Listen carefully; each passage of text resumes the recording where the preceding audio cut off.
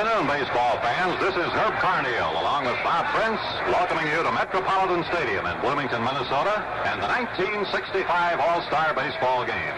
Brought to you by Gillette, maker of the incomparable Gillette stainless steel blade, the world's sharpest, easiest shaving, #1 in sales by far, and the slim adjustable razor, foamy shaving cream, Right Guard deodorant, and Sun-Up aftershave. And by Chrysler Corporation, makers of the new 1965 Plymouth, Dodge trucks, Chrysler, and Imperial, all quality engineered by Chrysler Corporation. For your listening pleasure, Gillette and Chrysler will also bring you the World Series in the 1966 Rose Bowl game over most of the same stations. Well, from Metropolitan Stadium here in Bloomington, Minnesota, the home of the American League Minnesota Twins, we want to welcome you to the 36th in the long and colorful series of All-Star games between the National League and the American League All-Stars. And as most of you know, after the first 35 games have been played, the tally sheet now reads the American League 17 wins, the National League 17 wins. There has been one tie, and of course no game was played in the war year of 1945. So we're certainly looking forward with great anticipation to the 36th game here in this ballpark, the home of the Minnesota Twins, and one club certainly will break the tie. Let's give you the starting lineup now for the home American League club, managed by Al Lopez. With his coaches, he will have Sam Mealy, the manager of the host team here, the Minnesota Twins, and also from the White Sox own staff, Al Lopez has selected Don Gutteridge. Leading off for the American League today at shortstop from the Detroit Tigers will be left-handed batting Dick McAuliffe. McAuliffe at shortstop. Batting at the #2 spot from the Baltimore Orioles and playing at third base will be Brooks Robinson, the American League's most valuable player of last year. Brooks Robinson at third. In the #3 spot and from the Minnesota Twins at first base will be Harmon Killebrew. In the cleanup spot for the American League, from the Cleveland Indians, Rocky Colavito will be in right field. Detroit's fine rookie left fielder, Willie Horton, the youngest man on the American League squad, 22 years old. Willie Horton will be in left field, batting in the #5 spot. From the Boston Red Sox, Felix Mantilla will be at second base. Mantilla batting 6th. From the Cleveland Indians in center field and batting 7th, little Vic Davalillo. Davalillo in center field. Catching for the American League and from the host Minnesota Twins club will be Earl Batty, who received, incidentally, more votes than any other American League player. Batty will be catching and batting 8th. And the starting pitcher today for the American League will be right-hander Milt Pappas of the Baltimore Orioles. Milt will be appearing in his 3rd All-Star game. His record so far in the American League season for 1965 is 9 wins and 3 losses. Well, regarding the National League, I know there's been some anxiety about the condition of the incomparable Willie Mays of the San Francisco Giants, who was hurt in a collision at home plate a few days ago. But to bring us up to date now on Willie's condition and also with the opening lineup for the National League here at Metropolitan Stadium, a fellow with whom it'll be my pleasure to share the microphone this afternoon, the voice of the Pittsburgh Pirates, Bob Prince. Bob? Thank you very much, Herb. Very nice to be aboard with you here at Metropolitan Stadium and beaming this one around the country, and it's going to be a whale of a ball game, no denying that. With regard to Willie Mays, his conversations down on the field, he does not anticipate any hampering. It was an injury that occurred as the result of a collision between Philadelphia Phillies catcher Pat Corrales and Willie Mays, in which Corrales was rendered unconscious. Both were carried off the field on stretchers. Mays is all right. Corrales is coming back very strongly, too. In the background, you can hear some applause as the National League visiting stars are now being introduced to this huge and sellout throng here at Metropolitan Stadium. So for the National League, this is their lineup as selected by Gene Mauch, the Philadelphia Phillies manager, who is the manager, of course, of the National League All-Stars. Leading off and playing in center field in his 12th All-Star game, Willie Mays. Batting #2 and playing right field in his 12th All-Star appearance, Henry Aaron of the Milwaukee Braves. In left left field, and his second appearance in All-Star competition, Pittsburgh left fielder Willie Stargell. Stargell, batting third. Batting in the number 4 spot, last year's Rookie of the Year of the National League, third baseman of the Philadelphia Phillies, Richie Allen. Batting fifth from the Milwaukee Braves, catcher Joe Torre. In the 6th spot, and playing at first base, the fabulous Ernie Banks of the Chicago Cubs. Second baseman Pete Rose. In his first appearance in the All-Star, he is of the Cincinnati Reds. The base-stealingest man of all time, Maury Wills of the Los Angeles Dodgers, will bat 8th and play it short. And on the mound, that high-kicking right-handed senor, Juan Marichal of the San Francisco Giants, who has won 14 and lost 7. Ladies and gentlemen, here is our national anthem.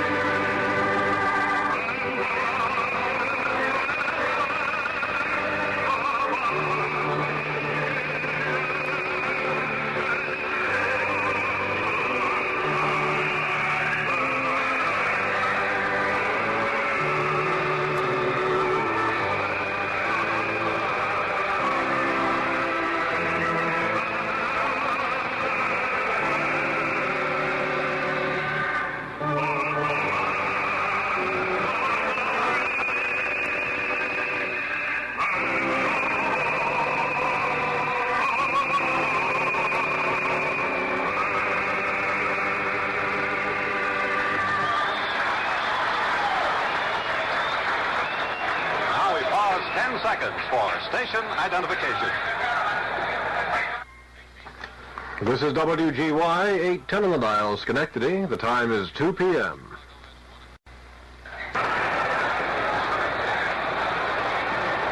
The umpires have taken their positions, and we're waiting for the American League, which will occupy the home team dugout here at Metropolitan Stadium, which is along the first base line. The National League is on the third base side. Now just emerging from the bullpen is the starting American League pitcher, right-hander Milt Pappas, who incidentally is the only pitcher on the American League staff who has seen previous All-Star experience. Milt has worked a couple of innings, and although some of the other pitchers on the American League squad have been in or selected for more than one All-Star team, Pappas is the only pitcher who has seen any game action here in the American League Classic.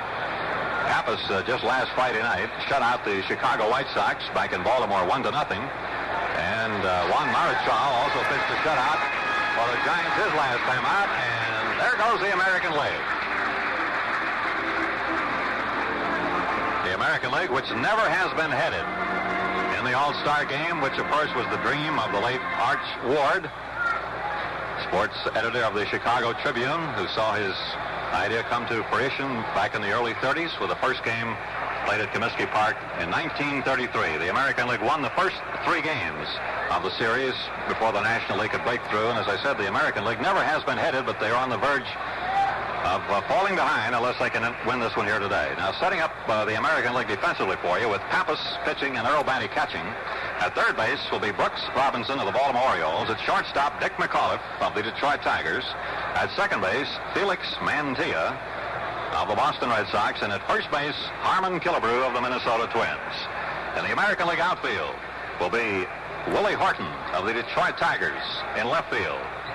Vic Davalillo, who will be the smallest man to appear in the game today. Little Vic out in center field from the Cleveland Indians. And his teammate in right field, Rocky Colavito.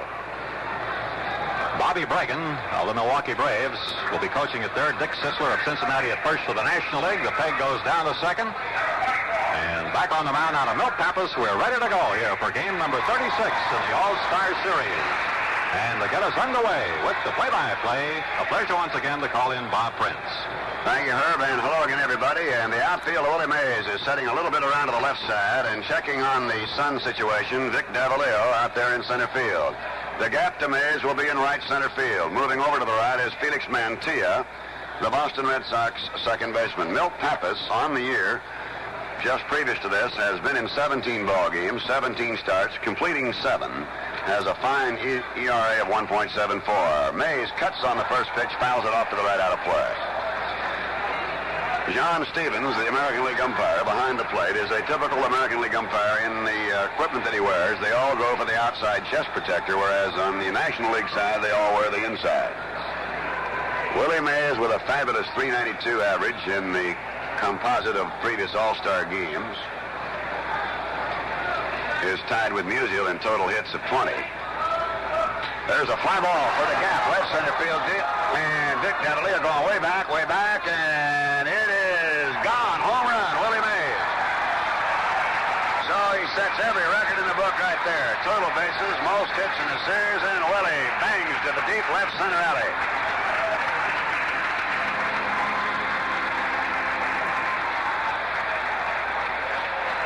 His third All-Star home run, and Mays cuts around.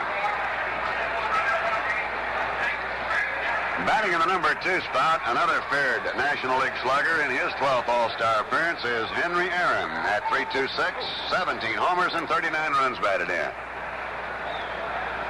The outfield plays him straight out, and it's low, ball 1 from Pappas. Willie wasted no time. He crashed it deep into left center.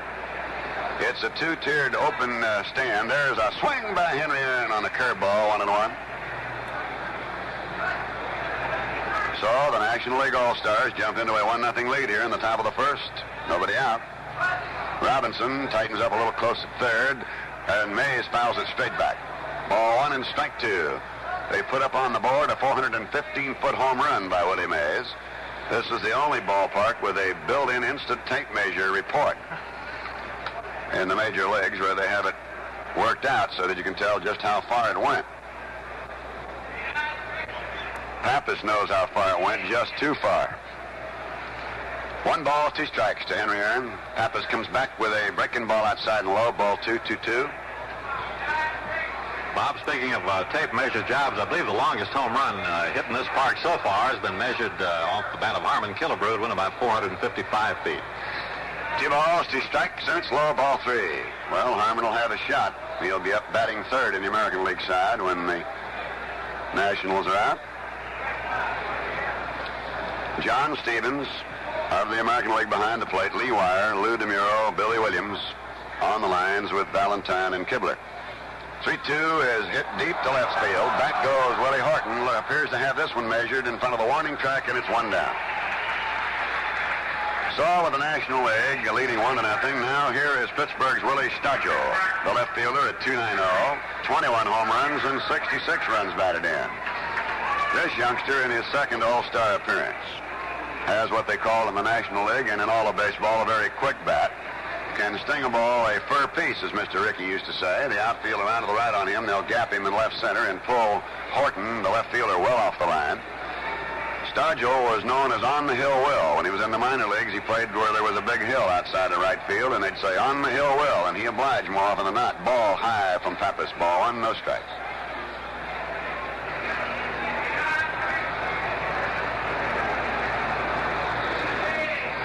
Vic Davalillo, the center fielder, well over to his left and deep. Stargell takes a breaking ball into the dirt. Ball 2, 2-0. Willie Mays electrifying this huge throng with a long blast to left center field, and the Nationals lead 1-0.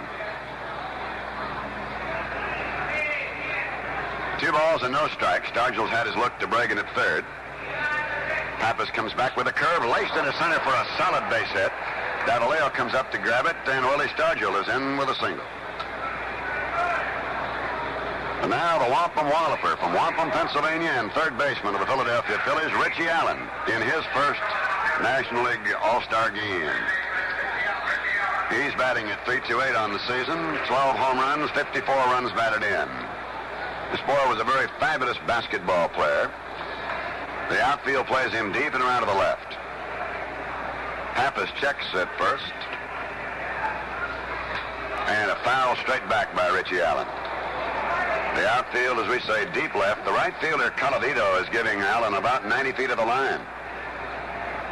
Herb Carneal told you, 344 down the left line, 365 to left center, the power alley, 402 to right center, and 365 a little shorter of right center, 330 down the right field line, ground measurement. No balls, a strike. The Nationals lead 1-0 on a homer by Willie Mays in the first inning. The runner at first is Stargell. Breaking ball is outside from Pappas. Ball 1, strike 1. Milt is counted on heavily for the Baltimore Orioles, and their pennant surge for 1965 has an excellent ERA over the junior loop, as it's known, of 1.74. 1 ball, 1 strike delivery is popped up. Shortstop Dick McAuliffe wants it. Drift is back on the edge of the outfield grass, and it's 2 away. Now then, the catcher from the Milwaukee Braves, Joe Torre, at 313 for the National League batting average thus far. 17 home runs and 49 runs batted in. Joe Torre has played the outfield, has caught, of course, and has also played first base for Bobby Bragan of the Milwaukee Braves.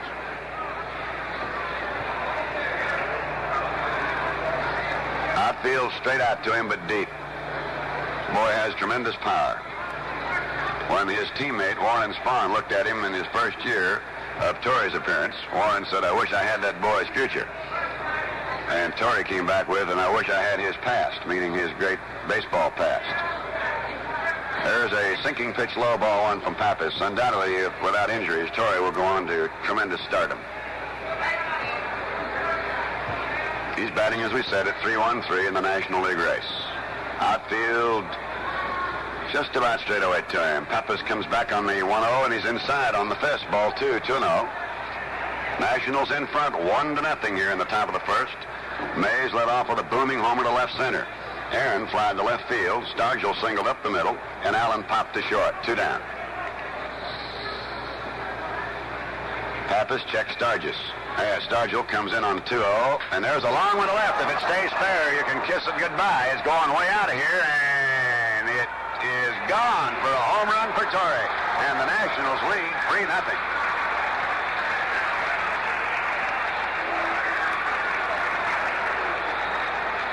I would say, Herb, the Nationals brought some firepower with them. Well, that's for sure, Bob. And, of course, the pitcher out there, Milt Pappas of Baltimore, pitches a good, hard, sinking fastball and a slider. And Milt knew, pitching to these great National League hitters, that he'd have to keep the ball down low with that sinker, but apparently he's getting it up too high, and that was certainly the case on Torre, who just leaned into it and knocked it out. Yes, he did, and he got it up even higher. And now, Ernie Banks, who's no mean fella, belts the first pitch down the left field line, and Horton comes up, and that's the 4th hit off Milt Pappas. Now the 7th man of the lineup, Pete Rose, the switch batting second baseman of the Cincinnati Reds. There is now some action stirring around in the American League bullpen out the right field line. Rose, a switch batter, possessed of great speed, batting at .299 on the year, 3 homers, 32 runs batted in. Banks short lead at first, held by Killebrew. Ball outside from Pappas. Jim Grant is loosening up. And he, of course, very familiar sight here to the Minnesota Twins, he being a Twin. 1 ball, no strikes. Pappas checks again on Banks. The pitch, and Rose takes a slider high. Ball 2, 2-up. Torre really drilled that one a mile down the left field line. The only question whether it would remain fair. And with the wind blowing from left across, he had a little help that way in keeping it fair. 2 balls and no strikes. Pappas works to Rose, and he's high. The ball gets away from catcher Earl Batty. No advance by Banks on the short pass ball. 3 balls and no strikes. The on-deck batter, the fabulous Maury Wills. One of the few times in his career, certainly in his major league career, is batting number 8. It's 3-0 here in the top half of the first. 2 down. The batter Rose, and he takes 3-1. Wills is in the leadoff spot for the Dodgers. But here in the All-Star game is batting number 8. Now the the 3-1 from Pappas, and Rose slices a foul off the left side out of play. 3-2, and Banks now with 2 out will be going.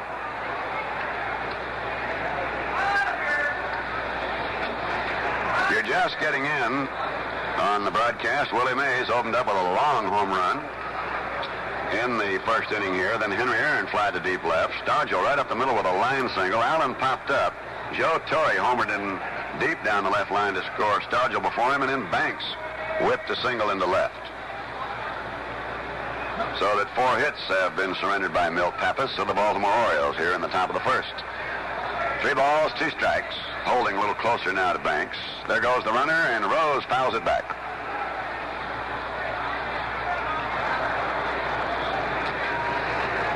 Pete Rose is a young fella who even runs out of base on balls. He exhibits tremendous hustle for the Cincinnati Reds, who, as you know, of baseball fame, he in tandem has a club that is to be reckoned with in the National League. Cincinnati, Milwaukee, the Dodgers, St. Louis Cardinals, Philadelphia Phillies, all tied up in a whale of a race in the senior circuit. Ball 3 and strike 2 to Rose. Banks edging off first. Pappas checks over there. From the stretch comes in. He walks him. So we have the first base on balls here, and Banks into second, and Rose on to first, and now shortstop Maury Wills. Maury batting at .275 for the Dodgers. No home runs and 15 runs batted in. Has already stolen 55 bases coming into the All-Star break, and is well beyond his record of games in which he stole enough bases a couple of years ago to set the all-time record of 104. He is a switch hitter, and when he is playing along with all the others in the Dodgers, he owns a rather unique situation.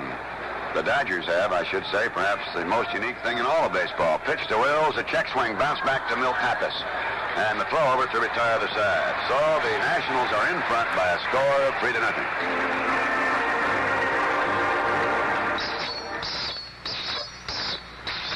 A razor being stropped.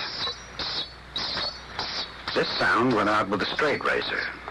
Whoever heard of stropping razor blades? Oddly enough, the early stainless steel blades did have to be stropped. Stropped on your face, as you shaved. You see, most stainless blades have a kind of coat along the cutting edge. With the early blades, this coating was wildly uneven. As you shaved, you evened it out. You might say you were stropping the blade on your face. This stropping stopped with the Gillette stainless steel blade. Gillette had developed an exclusive process for coating the blade edge evenly. No valleys, no peaks, no mistakes to correct on your face. The finest stainless steel blade in the world from Gillette.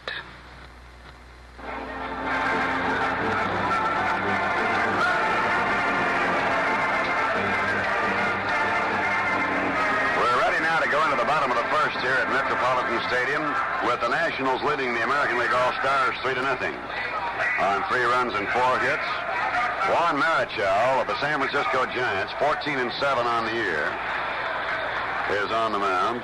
Marichal has been in 21 games this year. Once in relief, started 20, has completed 15 to show you what a great pitcher he is, and an earned run average of 1.55. He kicks very high with his foot, and he'll draw the oohs and ahs of this crowd. He faced now with shortstop Dick McAuliffe of the Detroit Tigers, who's in at .298, 11 homers and 38 runs batted in. McAuliffe, a left-hand batter, takes it low and away, ball 1. And Marichal went right straight down to one knee as he came off that pitch, and Joe Torre is coming out to check with him for just a moment. The National League sets up defensively. Richie Allen at third, Maury Wills at short, Pete Rose at second, and Ernie Banks at first. Willie Stargell in left field, Willie Mays in center, Henry Aaron in right. Joe Torre, the battery mate of Juan Marichal. Dick McAuliffe of the Detroit Tigers at .298, a left-hand batter.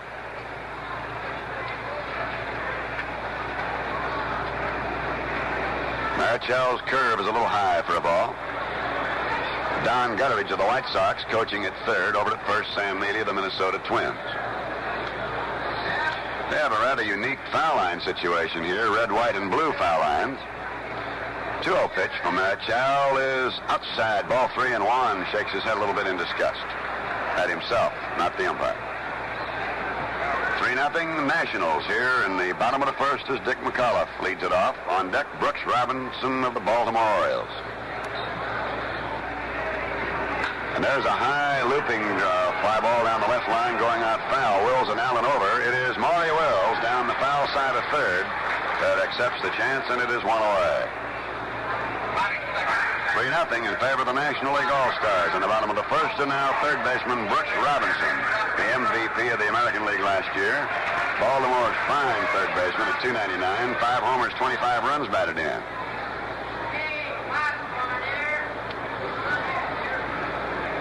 Marichal bent way over, now will kick very high. And in there for a strike. 0-1. Understand that Robinson is working a little bit hampered with an injury. Yes, he is. He hurt his shoulder earlier this year and aggravated his left shoulder. He can't take that real good cut at the ball, Bob. No balls, 1 strike. Sidearm delivery sent low and away for the ball. 1-1.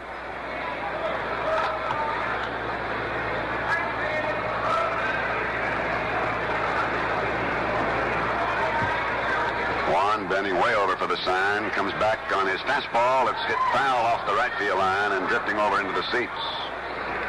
So it's 1 ball, 2 strikes. The National League 3 runs, 4 hits, and no errors. The Americans still looking with 1 out and none on in the bottom of the first inning.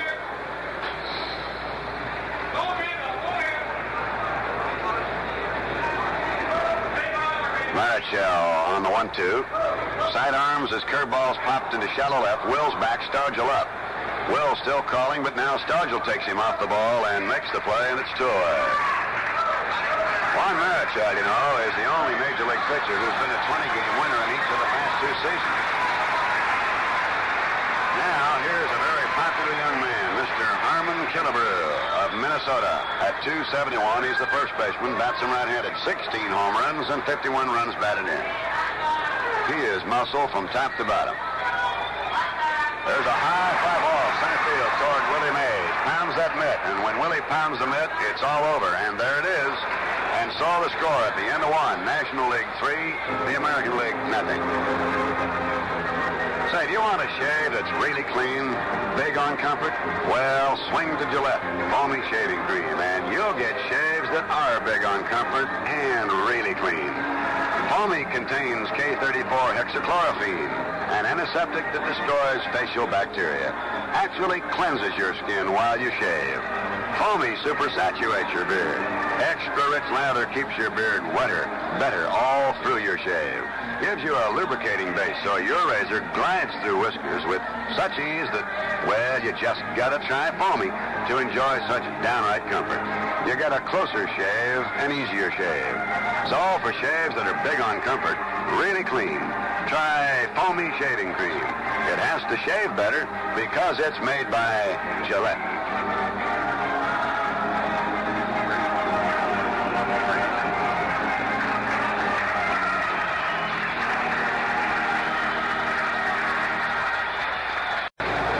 Change now for the American League. Milt Pappas won't come out for the second inning, and Jim Grant of the Minnesota Twins, a veteran right-hander whom the Twins acquired from Cleveland last summer, and he's been doing a great job with Minnesota. He'll come into this game with a record of 9 wins and 2 losses, and 3 of his 9 victories so far this year have been shutouts.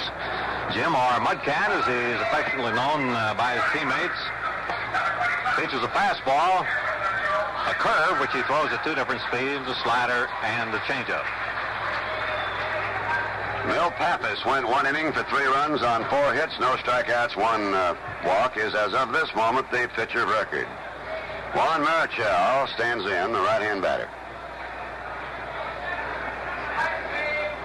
The outfield over shifting to the right, rather shallow than Juan.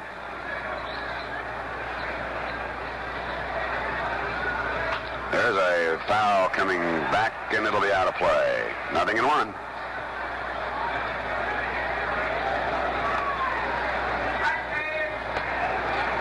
Bobby Bragan of the Milwaukee Braves coaching over to third for the National League All-Stars. Dick Sisler of the Cincinnati Reds at first. Club being run as nominated by Commissioner Frick by Gene Mock of the Philadelphia Phillies. No balls and a strike. This curve is low from Grant. 1 ball, 1 strike. The commissioner made the switch when Johnny Keane went over with the New York Yankees, having been the manager of the world champion St. Louis Cardinals. 1 ball, 1 strike. Fastball, thumb right back to the middle. He goes with it, trying for it. Mantilla can't get it. That's the 5th base hit for the National League All-Stars. Marichal brought some lumber with him in addition to a fine pitching arm. And now Willie Mays is in again. Willie homered in the first inning. Deep in the left center field. Time called momentarily while Marichal puts on the warm-up jacket.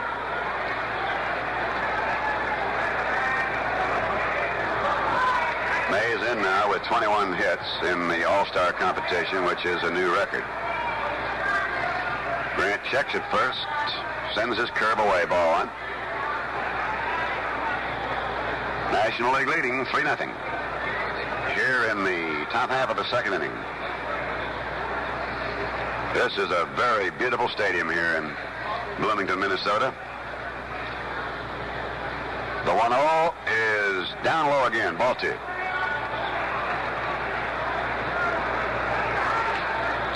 Willie Horton in left field, Vic Davalillo in center, Rocky Colavito in right. With Brooks Robinson at third, Dick McAuliffe at short, Felix Mantilla at second, and Harmon Killebrew at first. And Grant now pitching in place of Milt Pappas to his battery mate Earl Batty. 2 balls and no strikes.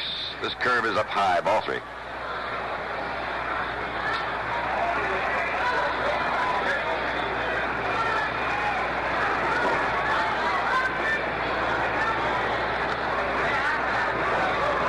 Mays is not ever looking around too much because he's always on his own. 3 balls, no strikes. Inside, they lost him, and that's the second walk. That'll send Marichal up into second base. And that'll bring up Henry Aaron, who fly deep to left field in the first inning. Henry Aaron playing right field. As you know, under the All-Star rules of voting, no pitcher can go more than 3 innings unless it's in extra innings. And all the players voted upon to play must perform at least 3 innings unless injured. So now the Nationals have 2 on to Henry Aaron here. The outfield is about straight away to him. There's a high, long foul out of play. Strike 1. Aaron, you know, defies an awful lot of the so-called traditions of batting. Bats off his front foot. And he swings that bat like it's a matchstick. And it isn't much more than that. He has tremendous wrist action. He's one of the great, great players of baseball. No balls, 1 strike. 3-0 National League here in the top half of the second. 2 on and out. Grant steps off the mound. Marichal goes back in toward second.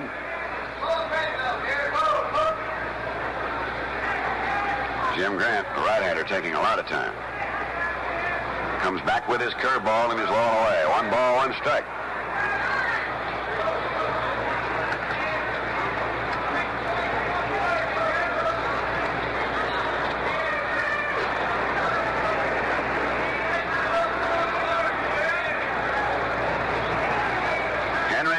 Aaron from Mobile, Alabama, lives now in Wisconsin in a suburb of Milwaukee. 1 ball, 1 strike. This curve is low, ball 2, 2-1.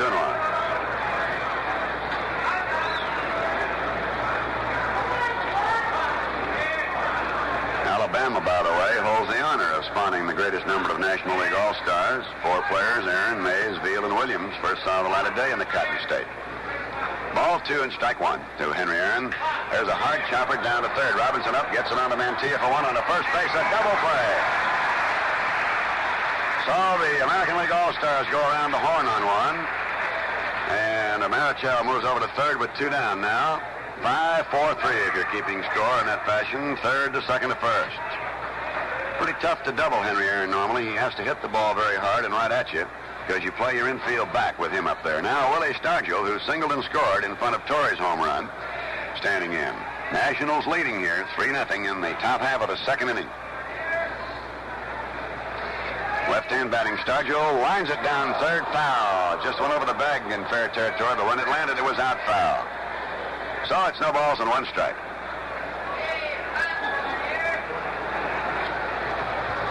Bob, that must have been some performance that Willie put on in Chavez Ravine earlier this year. He certainly did put one on. It was one of the real bombing attacks. He just hit home runs and missed his 4th by a gnat's eyelash. There's a foul. He tommyhawked the curveball that hung up in his eyes. 0-2. He hit one on Drysdale out of sight in left center, then went up into the bleachers in right field, then went farther out and all the way out of the ballpark. They'd never seen that happen before. In his fourth time up, lined a double down the left field line and missed going out of the park, which would have been his fourth. No balls, 2 strikes, 3-0 National League here in the top of the second. And Stargell rips a drive deep right center field, and it is gone up by the scoreboard. And 2 more runs come in as Willie Stargell gets his first home run, his second hit of the ball game in National League competition. And the long ball is annihilating the American League All-Stars. They only have 4 runs up there, but I think they better correct it because I know it is 5-0. Marichal just walked in from third as Willie Stargell did the long trot. Here's Richie Allen. He popped up to short his first time up. That's 2 hits in this inning. In for the strike to the right-hand batting Philadelphia third baseman. And there's a left-hander up. Pete Rickert from Washington for the American League. Allen cuts over to change up. Ball 1 and strike 1. 5-0 National League. Top of the second, 2 out and none on.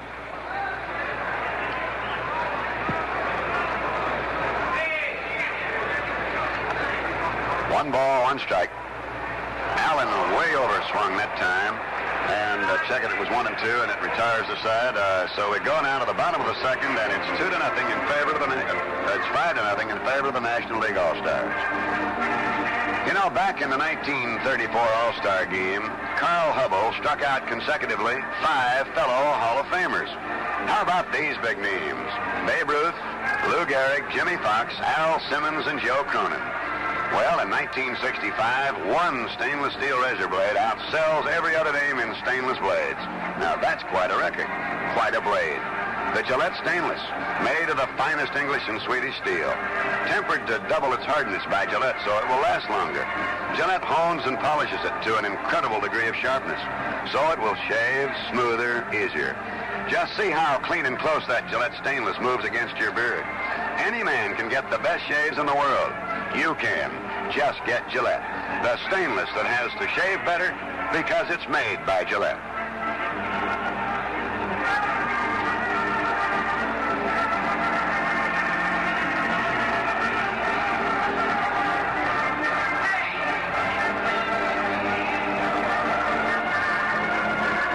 Your 2-inning totals now for the National League. 5 runs on 6 hits.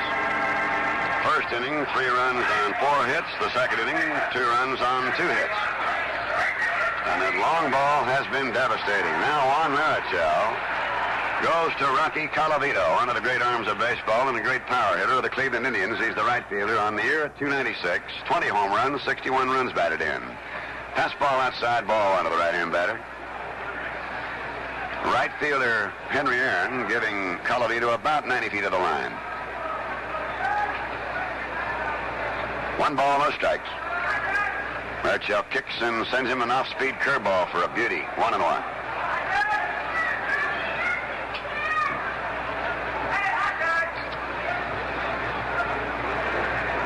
Ball 1, strike 1 windup. Around comes the right arm. In comes the pitch. Reach for, pull slowly toward short. Morley Wills is up. A strong throw, and it's 1 out. Here's Willie Horton, the left fielder of Detroit, batting at .306, 20 home runs, and 58 runs batted in. A rather fabulous young man in baseball himself. That he is. In fact, the Detroit Tigers trainer, Jack Hummel, has described Horton as the strongest man physically that the Tigers have had on their club for the last 20 years. Of course, he got off to a great start, just tailed off a little bit, but he's still got a pretty healthy showing up there at the plate. Certainly does. He's a right-hand batter. The National League plays him as definitely a power hitter to that side. The ball 1 pitch is outside, 1-0. National League 5, the American League nothing. 1 out, none on in the bottom of the second inning.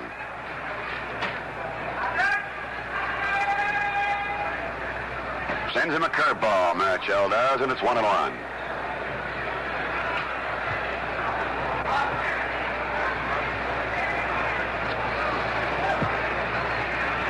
One ball, 1 strike, 1 out, none on in the second. Here comes that high kick, and there's a ball pulled again toward Wills of short. He's up to Banks, and it's Torre. Now, Felix Mantilla, who used to be in the National League with the Milwaukee Braves, has been going great guns since being acquired by the Boston Red Sox. He's batting at .316, 12 home runs, and 59 runs batted in as a right-hand batter.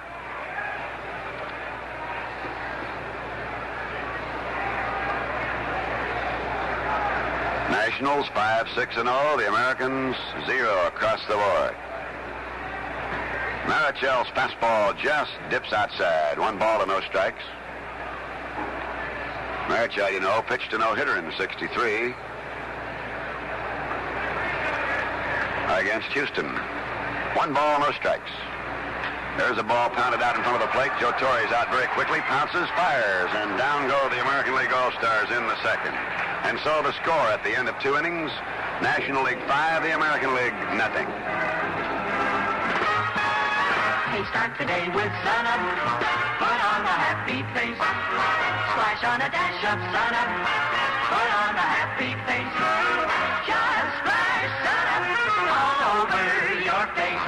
You put on a happy face. Yes, Gillette Sun Up aftershave gives your face a happy feeling. Sun Up is 1 up on all the others. Splash on a dash. There's refreshment.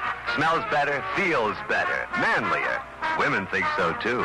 So get yourself a bottle. And right after your morning shave or any time of day, for that top of a morning feeling, just open, splash, and man, that's Sun Up.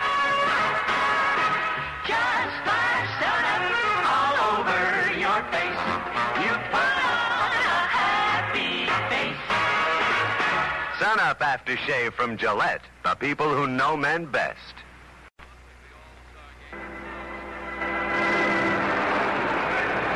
Moving now into the top half of the 3rd inning here at Metropolitan Stadium, Bloomington, Minnesota, where the National League All-Stars have a 5-0 lead on the home run bats of Willie Mays, Joe Torre, and Willie Stargell.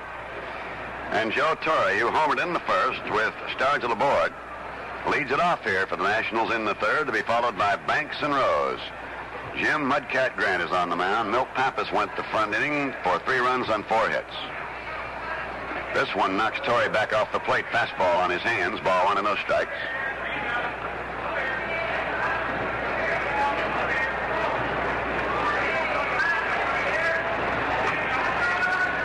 A let up, and Torre swings right through it. Ball 1 and strike 1.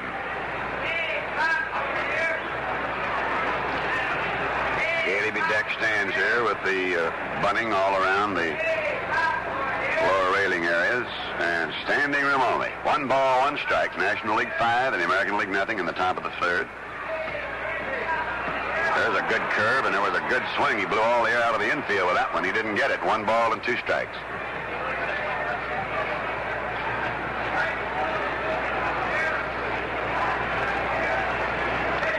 So out in front, let's see what he can do on the 1 and 2, and there's a ripper right at third baseman Robinson, a line drive. Had to catch that one in self-defense. Ernie Banks, very fabulous individual. A rather peculiar situation sets up here in this All-Star game. Ernie Banks was the boyhood idol of Richie Allen, who is his teammate here now, the third baseman from Philadelphia. Slow curve for a strike to Ernie. Ernie singled in the first. The Nationals put 3 across the plate in the first inning, 2 more in the second. Lead 5-0 here in the top of the 3rd. 1 out and none on. Down low, 1 and 1. Wampum, Pennsylvania is considerably north of Pittsburgh, and when Richie Allen was 16, he came down to meet Ernie Banks. Never did get to meet him, but that was his idol. And then, of course, as you know by now, the fabulous Richie Allen plays third for the Phils. Banks overswings on a curveball, 1 and 2. A good changing motion by Grant. Sort of a herky-jerky type of delivery, and all of a sudden just off-speed you. The 1-2, blown away, 2-2. The Well, the Minnesota pitching coach has helped Grant a lot, I think, Bob, on his curveball, as I mentioned a while ago. He has two different curves, a good, hard, fast curve and the big breaking type. But Mud's a great believer in that pitching rhythm, and when he's got that rhythm going, his control is usually pretty pinpoint. 2 balls, 2 strikes here to Banks, who swings and misses. Strike 3. And that's the second strikeout. And both of them have been recorded by Jim Grant of the Twins. 2 down here in the top half of the third. National League 5, the American League nothing. And the batter now will be Pete Rose, who drew a base on balls in the first inning. A switch batter bats left-handed in this case, of course. The outfield around to the right. In there for a strike. 0-1. Wills just can't seem to get away from switch-hitting teammates. Beautiful dipping type of pitch, dropping in there for a strike. 0-2. When Wills plays regularly with the Dodgers, Gilliam, Lefevre, Parker, and Wills himself are all switch hitters, the only all switch hitting infield in the history of Major League Ball. And here's Rose in there, taking it outside for a ball. 1-2.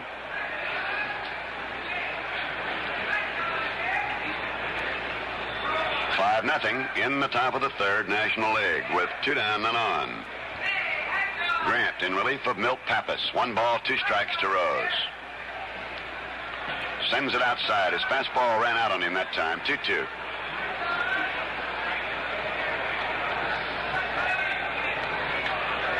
So far, Marichal has kept the American League bats about as quiet as a gnat crawling across a bale of cotton. There's a swing and a miss. He struck him out. The ball was dropped by Batty. They'll throw it on down to first for the put out that retires the side. No score in the third for the Nationals, and they lead the American League 5-0 in a 2.5. We're here in a testing laboratory watching stainless steel razor blade tests. Wow, you should see this one. A guillotine test. The blade drops and cuts through something, which seems to prove something. Or here, a spark gap test. You shoot the spark, and unless something goes wrong. Oh, look, here's a peach shaving test, and a football shaving test, then a balloon shaving test. But then all these tests put together won't tell you as much as the very simple test Gillette calls the man test. You take all the stainless blades and put them in stores and wait and see which stainless blades most men want to shave with week after week after week. Gillette wins the man test. Vic Davalillo, the Cleveland Indians, will lead it off here in the third. He's batting on the year, 321, 5 home runs and 34 runs batted in. Herb Carneal informs that he started off in AAA as a pitcher, but he must have brought some lumber along somewhere because he's playing center field and very well and hitting at a 321 clip. Small-statured individual, bats him left-handed. The outfield plays him overshifted way to the left. And Richie Allen comes up very close on the edge of the grass at third. Marichal sends him a curveball. Over the head it goes and on through for the base hit. And that's the first hit for the American League. A bounder over the hill and on into center field. So any vision of an all-star no-hitter, go glimmering. And here is catcher Earl Batty. He of the Minnesota Twins, batting at 3-1-3, 3 homers and 24 runs batted in. A right-hand batter and a good power hitter. Rather imagine Earl's had to battle at dinner table a little bit and work on his diet. Takes it high, ball one. Earl's about 25 pounds lighter than he was at this time last year, Bob. You'll notice he's wearing a golf glove on his left hand. He had a dislocated finger here about 3 weeks ago and still bothers him a little gripping the bat. 1 ball and no strikes. There's a delivery low for the ball, 2-0. Funny thing, National League players, normally most of the batters now, particularly when they play in San Francisco, wear the golf glove, due to the fact that it's windy and cool out in that section of the United States, and they get bees in the bat, as they call it, when they get jammed with a pitch. 2 balls and no strikes. Batty takes it through there at the belt, 2-1. National League 5, the American League nothing. Here in the bottom of the third, Davalillo has let it off with a base hit over the mound into center field. and Earl Batty. 2 balls, 1 strike. Left fielder Willie Stargell deep. Ball sharply spanked towards second. Wills on to Rose. Rose to Banks for the double play. So as quickly as the rally might have been going, it died of morning. 2 down.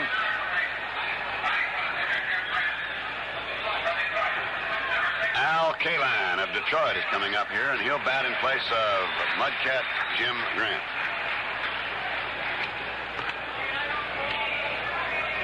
Kaline, 300 on the year, has 14 home runs and 52 runs batted in. National League leading here, 5-0. Takes a fastball through there at the knees, called strike 1.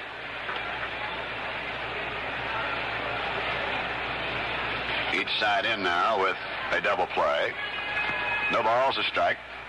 A let up into the dirt for the ball, 1-1.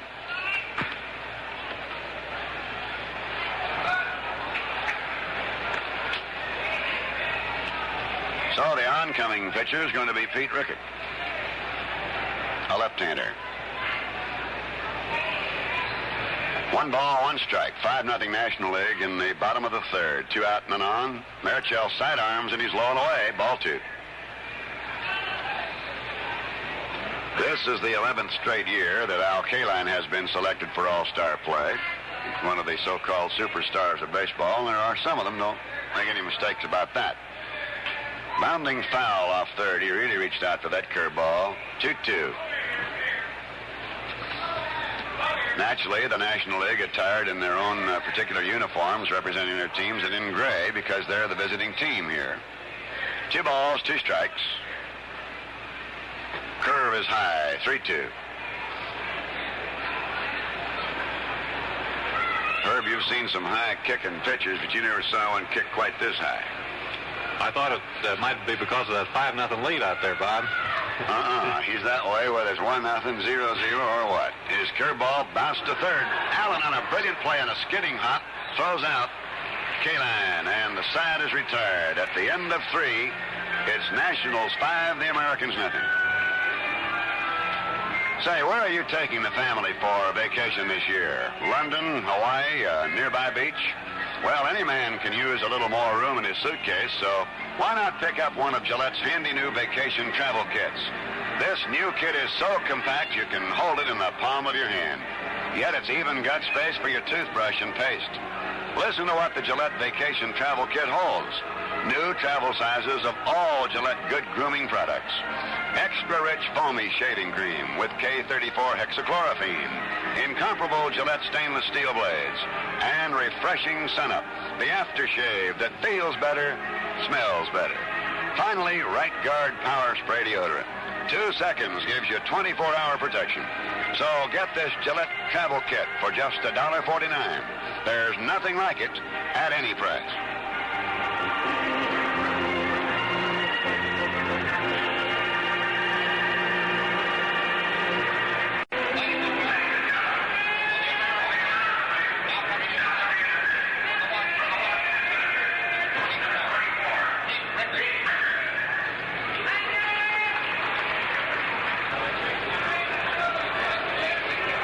American League pitcher now will be 25-year-old left-hander Pete Rickard of the Washington Senators, who was acquired in a winter deal with the Los Angeles Dodgers. Pete, who has had some arm trouble in the past, has pitched great ball for the Senators his last 8 or 9 times out. In fact, he has allowed less than 1 earned run for 9 innings. He is the only Senator represented on this year's All-Star squad, and his record with Washington, 5 wins and 7 losses, although he has put together a very fine earned run mark of 2.5 for 9 innings. So Jim Grant of the Minnesota Twins was in there for 2 innings and gave up 2 runs, 2 hits, walked 1 batter, and had 4 strikeouts, including the side in the 3rd inning. National League leading 5-0, and here come the Nationals for the 4th inning. And Maury Wells, who now has an opportunity to turn around and bat right-handed and also might be able to get on base and show the fans here in Bloomington, Minnesota, why he's the greatest stealer of all times. It pays to steal, he says, and it sure does. In low, ball 1. But he means steals bases. So he stole his 104th against the Pittsburgh Pirates in the Los Angeles Coliseum. They dug up second base and gave it to him. In there, 1-1. He's had great advantage, of course, playing with the Dodgers, in that he's had one of the great bat control men in Junior Gilliam in behind him, who can afford to go deep in the ball and strike count, allowing him to steal. 1 ball, 1 strike. Rickert's fastball blazing through there, popping into the middle of Earl Batty. 1 ball and 2 strikes.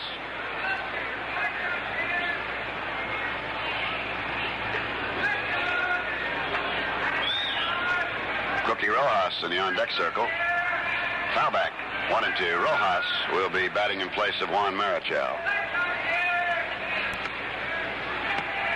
Rojas has played at every position for the Philadelphia Phillies except pitch. 1 ball, 2 strikes. Wills up there to guard the plate. Checks off a high fastball, 2-2.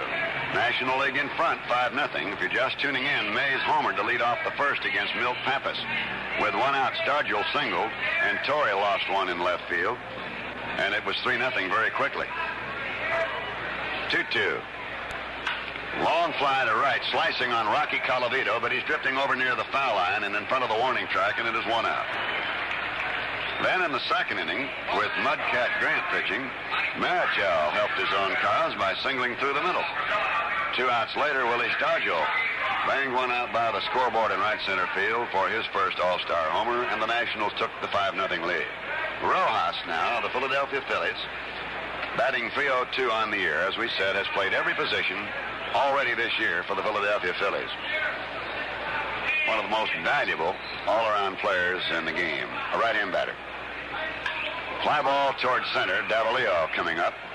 Now drifts over a couple of strides, and it's 2 down. Now Willie Mays with a home run and a walk.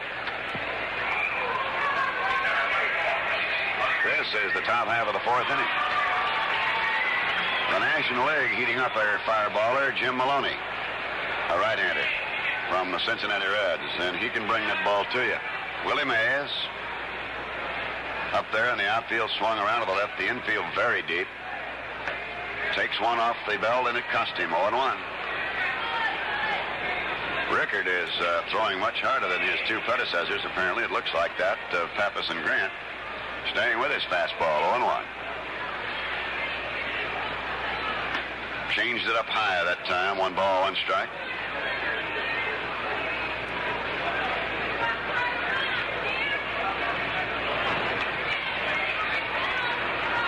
National League, 5 runs, 6 hits, and no errors. And the American League 0-1-0. There's a changeup, and Willie just couldn't resist it. He went all the way out to that one like a trout coming up for a big old dry fly, and he went spinning around, threw dirt all over that place, and went down on his knees. He just couldn't resist that changeup. Well, that change is something Rickard, I think, has improved on greatly this year, Bob. He's always been able to throw hard since he got over his arm difficulties. Has a good curve in the slider, but that was a real good changeup. Willie could have taken a second swing if he hadn't lost his balance. Here's the 1-2 pitch, and here's the fastball. Stuck him out swinging. And I mean, he breezed it right in there. No runs in the Nationals' 4th. They lead 5-0. You know, one man's face takes a lot of shaving. Another man's face, hardly any. You may have to shave twice a day. Another man, well, not very often. Every morning, Gillette shaves 70 million different faces all over the world. Gillette's business is faces. Have you discovered what a clean, easy shave your face can get with a Gillette Stainless? Shave after shave after shave. The Gillette Stainless is made of the finest English and Swedish steel. Gillette tempers it to double its hardness, so it'll last longer. Gillette hones and polishes it to an incredible degree of sharpness, so it will shave smoother, cleaner. Any man can get the best shave in the world. Any man. Just get Gillette, the stainless steel blade that has to shave better because it's made by Gillette. Try it. Enjoy it today.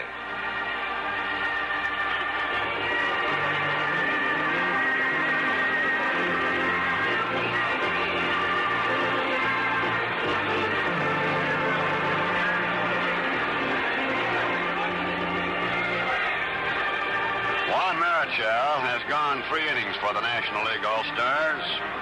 No runs, 1 hit, no strikeouts, and no walks. And now Jim Maloney. who is rated as one of the 3 fastest pitchers in the National League, coming in from the Cincinnati Reds and the National League All-Stars here in the bottom of the 4th. Maloney is a fellow that just rears back and brings it right to you. You don't have to wait very long for it either. And sometimes, as they say, he throws that radio ball, the one you hear but you don't see. He's been in 17 games for the Reds, completing 8 as a starting pitcher for an earned run average of 2.71. He has won 10 and he has lost 4, and needless to say, combined with Sammy Ellis and others, has kept the Cincinnati Reds right in the thick of the National League race. Herb, it's always interesting to see the comparison in the National and American League. They've always said, whether it be true or not, that the American League basically is a good fastball hitting league, where the National League boys have to work on the curves. Well, Maloney, as we say, can fire. We'll see how it works. Yes, sir, we'll soon know, because, of course, Marchal was really mixing him up and certainly went 3 impressive innings. The Giants' right-hander actually didn't have a ball hit hard off him in the 3 innings he pitched. And actually, of course, thanks to the double play, Marichal only pitched to 9 batters in the first 3 innings. So it's the National League with 5 runs, 6 hits, and no errors, and the American League, no runs, 1 hit, and no errors.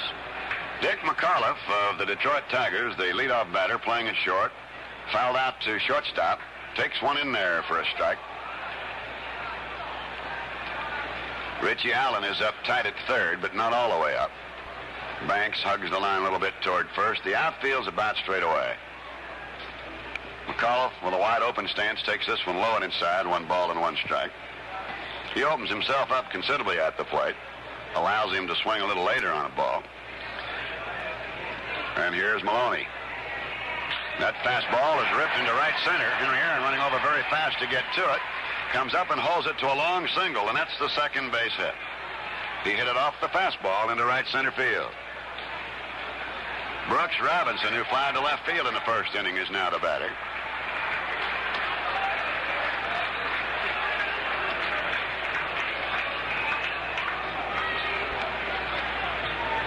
Manager Gene Mock had made the statement that he was going to select nothing but fastball pitchers. And he certainly brought them all along. In for a strike.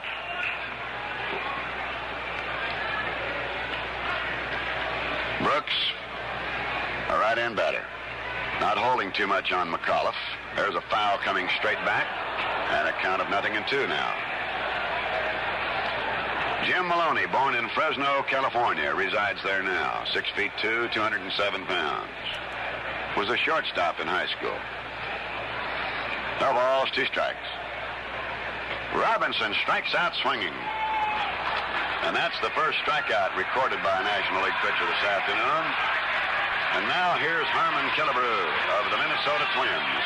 He flied to center field in the first inning. He's in with 16 home runs on the year.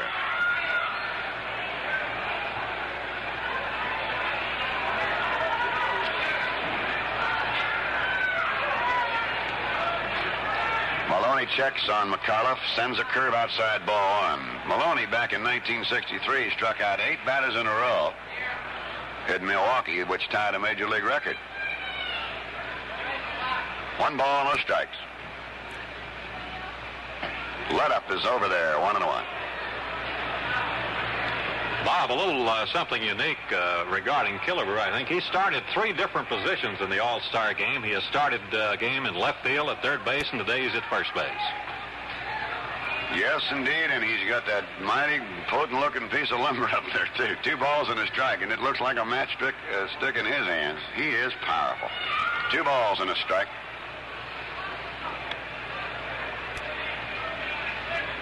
The delivery is just outside, ball 3.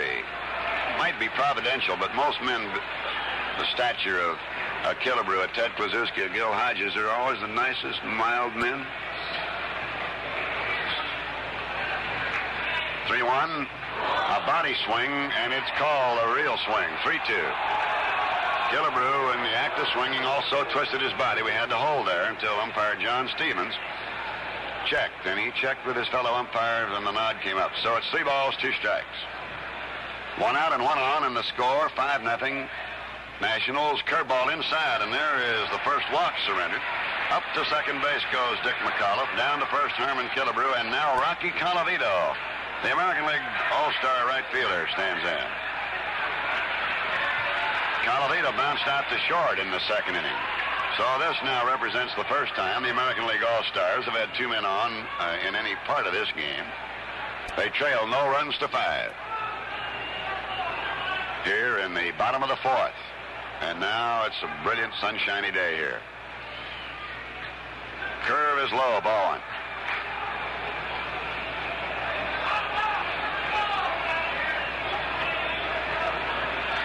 1 ball and no strikes.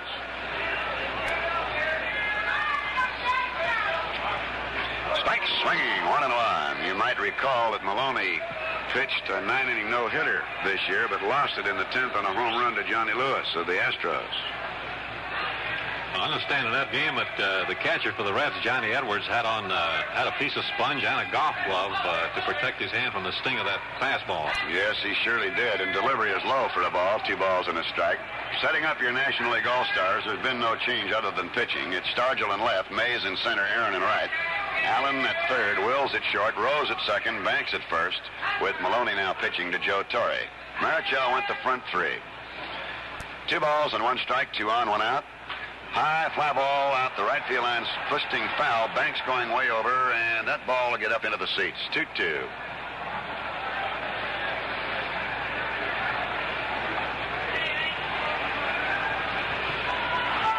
I rather imagine a lot of the fans here in the St. Paul, Minneapolis area and all that are great Twin fans are sort of hoping they can see a few games like this somewhere in the fall.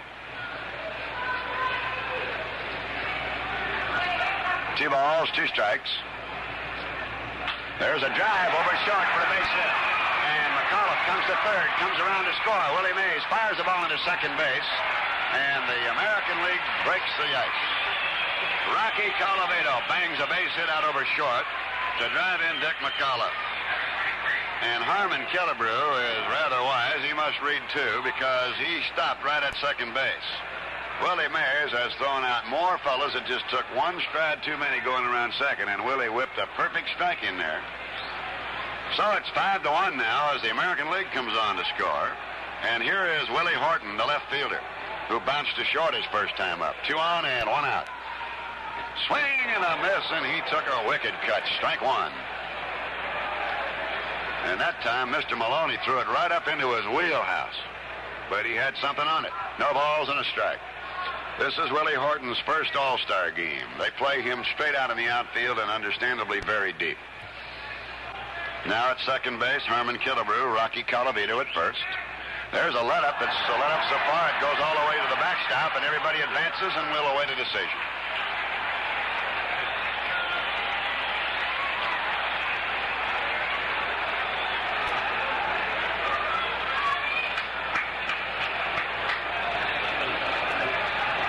To await the decision of the official scores on that.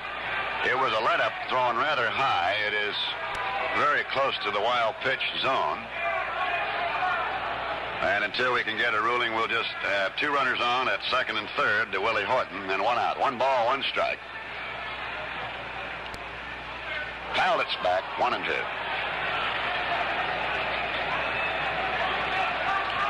1 ball and 2 strikes.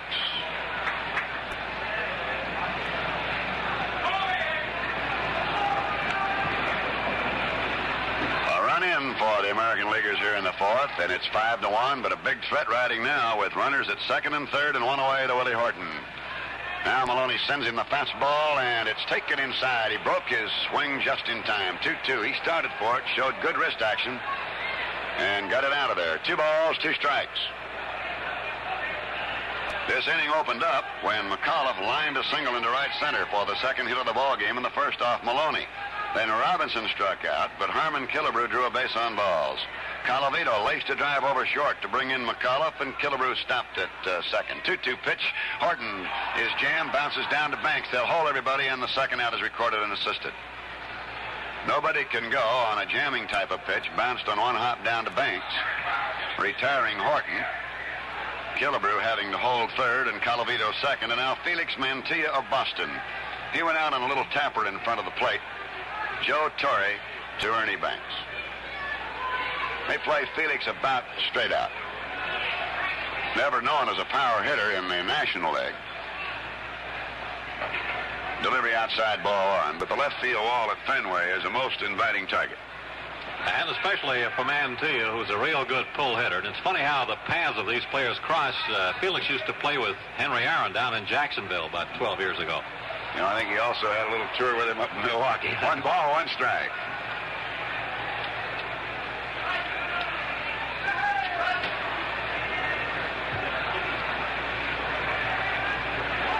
Runners at second and third. 2 down. There's a fly ball for left center, but Willie Mays is over, pounds the net, and drifts back to make that famous Willie Mays basket catch and to retire the side. The Americans score in the 4th inning. At the end of 4, it is 5-1 National League. Say, I hope it's cool where you are, because it sure is hot and sticky here at Metropolitan Stadium. But no matter how sizzling hot the weather gets, all you fans can get the protection you want with Gillette Right Guard Power Spray Deodorant, America's #1 deodorant. Just a 2-second spray gives you 24-hour protection. And Right Guard is the perfect personal deodorant, not only for you, but your whole family. Why? Because nothing touches you but the spray itself. Not a messy cream or gummy roll-on, but a spray, a cool, refreshing mist that dries on contact. That's why more and more families are finding Right Guard is the perfect personal deodorant for mom, dad, brother, sister, in fact, everyone. Remember, complete coverage, complete protection in just 2 seconds. Right Guard Power Spray Deodorant. If you haven't tried Right Guard yet, find out for yourself why more people, more families use it.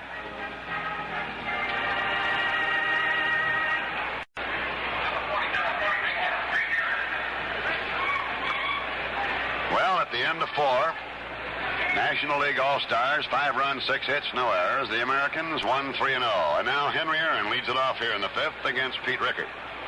Henry fly to left and went into a double play, 5-4-3. High pop. And let's see, Robinson says he might take it. Now McAuliffe, and it's McAuliffe calling him off the shortstop in behind Brooks Robinson, 1 out. Here's Willie Stargell, who's 2 for 2. The Pittsburgh left fielder singled up the middle in the 1st and scored when Torre homered, and then hit a home run to right center with Juan Marichal on to provide the Nationals at that time with a 5-0 lead. There have been 3 home runs for the National League: Mays, Torre, and Stargell. Delivery is outside, ball 1. 46,706 paid attendance here today. 1 ball, no strikes. Left-hand pitcher, left-hand batter. Stargell cuts, and it's 1-1. National League picked up 3 runs in the 1st and 2 in the 2nd, and looked like they were going to run away with it. Marichal pitching very airtight baseball. But Maloney came in. They got a run off him on 2 singles and a walk in the 4th. The 1-1 is a curveball that puzzled Mr. Stargell, and it's 1-2. Willie tries to go to left field on left-hand pitching, rarely tries to overpower it. The on-deck batter, Richie Allen. Pete Rickard, 1 ball, 2 strikes. Foul off the end of the bat, and you have to re-chalk it.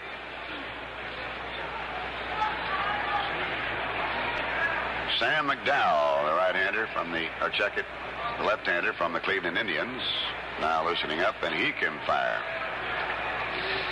1 ball, 2 strikes. Stargell fouls away to the left side, 1-2. National League leading 5-0. 5 runs, 6 hits, no errors to the American League 1-3-0. We're in the top half of the 5th, 1 out and none on.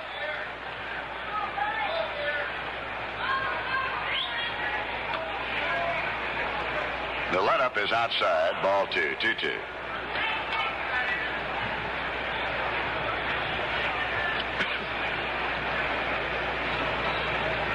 Two balls, 2 strikes. To Willie Darnell Stargell. 2-2 delivery is cut foul right off the face mask of Earl Batty, back up on the net. 330 down the right field line, ground measurement. 344 here at Metropolitan Stadium down the left field line. 410 straight out. .365 right center, left center. Ball 2, strike 2. And he struck out. Stargell, that is strikeout number 5 for the American Leaguers. And Rickert has picked up 2 of them. And now Richie Allen, who popped the short and who struck out swinging in the second inning, is on. Richie Allen is just a shade over 6 feet tall, but could leap with a basketball in one hand, like holding it like a grapefruit, and go way up above the rim and dunk it. Really a fabulous athlete. Foul back, strike 1.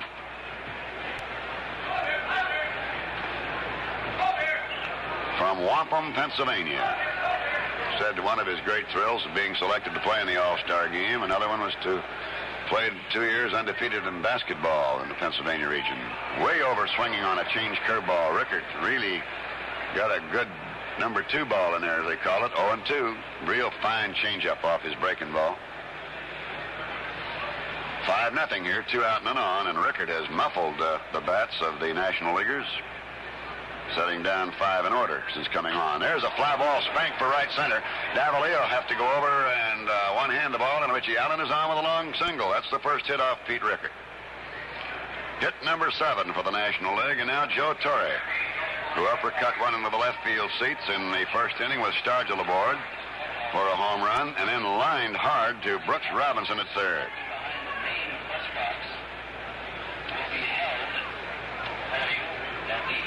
Joe Torre, when he was much younger, was given to being very heavy, and nobody seemed to think too much of him as an infielder, and his brother Frank, who played, advised him to turn into a catcher.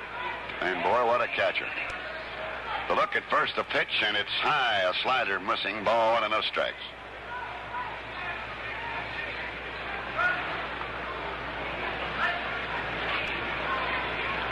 Born in Brooklyn, resides in Brooklyn. 6 feet 1, 205 pounds. 1 ball, no strikes. Joe Torre, right-hand batter. Rickert checks Allen at first. There's a foul over to the right. He overpowered him on his fastball that time.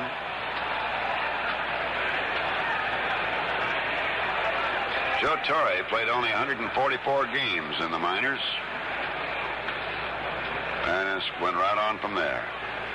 He was 4th in the league last year in batting with 3.21. Strike swinging, 1-2, and that one had something on it. Started out with Milt Pappas for 1 inning and 3 runs, Jim Grant for 2 innings and 2 runs, and now Rickert, who has yet to be scored on by the National League. The Nationals leading 5-1. A ball and 2 strikes. The runner at first, Allen, with 2 down in the top of the 5th. Long foul down the right field line, out of play.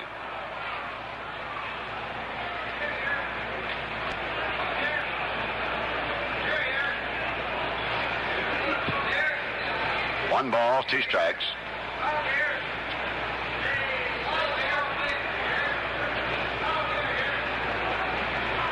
Rickert again ready. There's a wrap right at shortstop McAuliffe. That ball looked like it was going to hook for the base hit and didn't. So no runs for the Nationals in the top of the 5th. They lead 5-1. And so here at the middle of the 5th inning, the score, National League 5 and the American League 1. The first half of this 1965 All-Star game has been brought to you by Gillette. The second half is brought to you by Chrysler Corporation.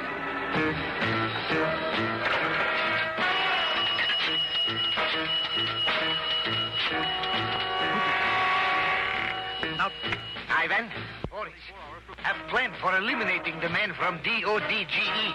Suspicions verified. Dodge Dart, not compact car. Dart is too big, too powerful. And Ivan, decadence everywhere. Foam padding in seats, rugs on floor. Crazy top goes up and down. They have check price. Propaganda. Men from Dodge, obviously selling at loss to save face. So, here is plan. We buy Dart by boatload. Break him in a week. First boat leaves tomorrow. Yeah, okay, Ivan. A red GT convertible with 4 on the floor for you and a dark blue wagon for nothing. See the man from DODGE, your friendly Dodge boy. He can save you a lot of rubles on the fast-selling 65 Dart. Don't you miss the boat. A change for the National League All-Stars at third base, Ron Santo of the Chicago Cubs. And a change right here for the broadcasting, the voice of the Minnesota Twins, Herb Kerneal. Okay, Bob, and here we go to the last half of the 5th inning with the American League finding itself in a spot they had hoped they wouldn't be in, having to play catch-up baseball with the great power of the National League, getting off to an early lead here at Metropolitan Stadium today. 5-1, the National League leading. Leading off for the Americans now will be Vic Davalillo. The smallish Cleveland center fielder, left-handed batter. Maloney delivers very high on a fastball, ball one. Davalillo got the American League's first hit off the National League starter Juan Marichal when he bounced a single up the middle in the third inning, but was immediately raced on a double play. Maloney's pitch swung on, hit foul, backing out of play, 1 ball, 1 strike. On deck for the American League is Earl Batty, and then the pitcher Pete Rickard is due up, so we imagine we'll get a pinch hitter for him, with McDowell having started to warm up a few minutes ago in the American League bullpen. Maloney's pitch, change up very high, 2 balls, 1 strike. The only change now for the National League at third base, where Ron Santo of the Chicago Cubs has replaced Richie Allen of the Phillies. And the 2-1 delivered to Davalillo is popped high in the air, just to the left of the plate. Santo, the third baseman, under it and makes the catch. So Davalillo pops to third, 1 down in the last half of the 5th inning, and here's the Minnesota Twins fine receiver Earl Batty, wrapped into a sharp double play started by shortstop Maury Wells in the 3rd inning. 1 out and nobody on in the last half of the 5th. It's the National League 5 and the American League 1. Big right-hander Jim Maloney of the Cincinnati Reds, winding, delivering. Fastball is popped foul off to the right and out of play, 1 strike. Coming out on deck now for the American League, outfielder Jimmy Hall of the Minnesota Twins, who is going to bat for the pitcher Rickard. Maloney winding. Here's his pitch. Outside at the knees with a fastball. 1-1. Maloney, who was a little shaky in the 4th inning, giving up a couple of hits and a base on balls as the National League crashed through for its first run. American League, rather. Here's the pitch, high, a ball. 2-1.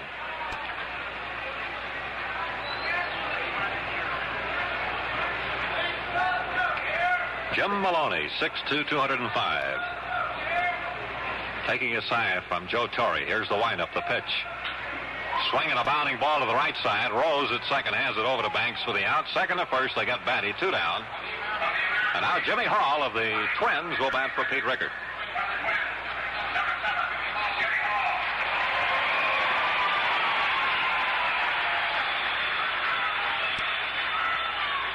Left-handed batting Jimmy Hall, who is called the wedge by his teammates for his tapering physique. Jimmy's very powerfully constructed through the shoulders and chest, powerful arms. Swing and a miss at the fastball, 1 strike. With the Twins in the American League this year, he's batting .325 with 16 homers. And he has knocked in 52 runs. Maloney delivers a change high. 1 ball, 1 strike. The National League defenses hall has a pull hitter. The skies have cleared beautifully here, and there's just a very light breeze stirring around the ballpark right now. 2 out, nobody on. Maloney's pitch. Inside at the knees, 2 balls, 1 strike. Maloney has been a real workhorse for the Reds. In fact, for the last 2 seasons, he has led his team in starts. He started 31 times last year, 33 times in 1963. Had 11 complete games last year. Here's the pitch. Swing and a miss. He fired the Hummer in tight, and it's 1-2 now to Jimmy Hall.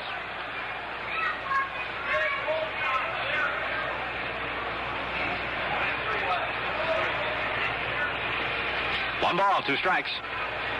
Nobody on here with 2 away. Maloney delivers. A little low. Around the inside corner with his fastball, 2-2. On the board, the National League has 5 runs, 7 hits and no errors. The American League, 1 run, 3 hits and no errors. A full count here to left-handed batting Jimmy Hall. Maloney kicks and throws. Fastball popped foul, back out of play. And the count remains 3-2. Bob, other than his fastball, I guess Maloney relies mostly on a curve. Yes, and when he throws that big high change, he usually wild pitches it. He led the National League pitchers last year with them, something like 35 of them. Here comes his 3-2 delivered to Hall. Low, he walked it. Jimmy Hall gets on a base on balls. It's the second one given up by Maloney in an inning and 2/3. And here's the Tiger shortstop, left-handed batting Dick McAuliffe. Dick's been up twice today, is fouled out, lined a single to right center to start off the 4th inning, and he has scored the American League's only run.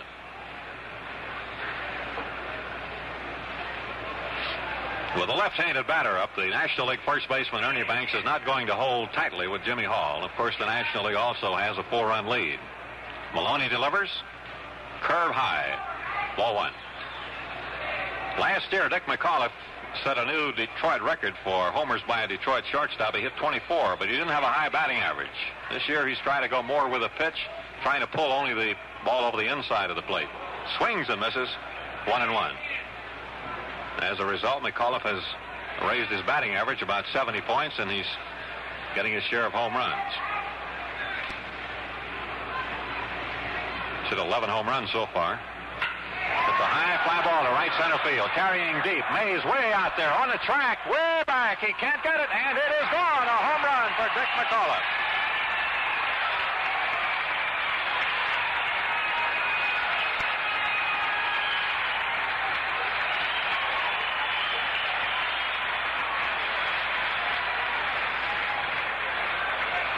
Towering shot over the right center field fence, and that ball must have carried 420 feet at least on the fly. A 2-run homer for Dick McAuliffe.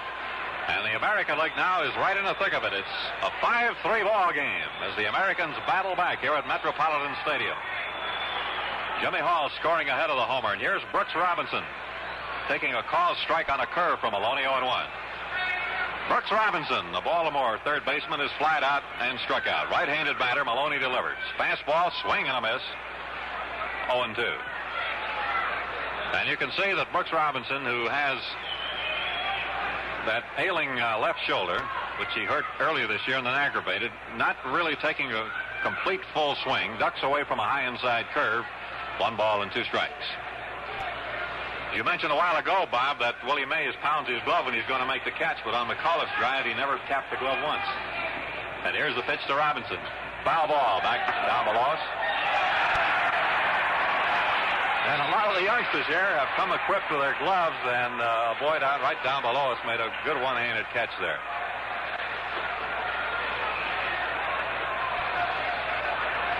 Jim Maloney whining. Here's the right-hander's pitch. A curve, bounce foul outside of third. Count remains, a ball and 2 strikes to Robinson. Herb, I can see why it would be smart to bring a glove here. This could be known as Torpedo Alley, and that's a pretty smart bit of thinking, huh? These folks here in the mezzanine level, right behind home plate, got a lot of chances to feel those foul balls. Here's the pitch. Swinging a ground ball back at third. A great stop by Santo. A long throw, not in time. He beat it out. Brooks Robinson on a hard smash over third. Santo made a fine stop. He couldn't come up with it cleanly, and his throw wasn't in time. It's a base hit. So the American League now has the tying run at the plate. Harmon Killebrew as Brooks Robinson singles off the glove of third baseman Ron Santo. Harmon Killebrew is flying to center, had a base on balls. The pitch outside with a fastball. Ball 1. The National League 5, the American League 3. 2 runs in here for the American League in the 5th inning. Maloney checking his sign.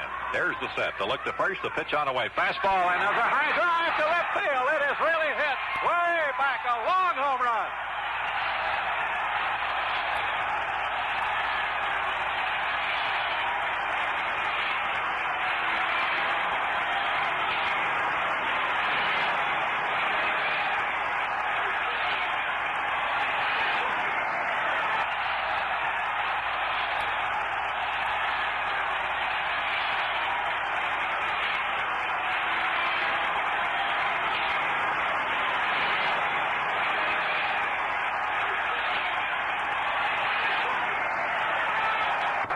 Tie ball game, 5-5 on a tremendous home run way back into the left field stands by Harmon Killebrew, scoring Brooks Robinson.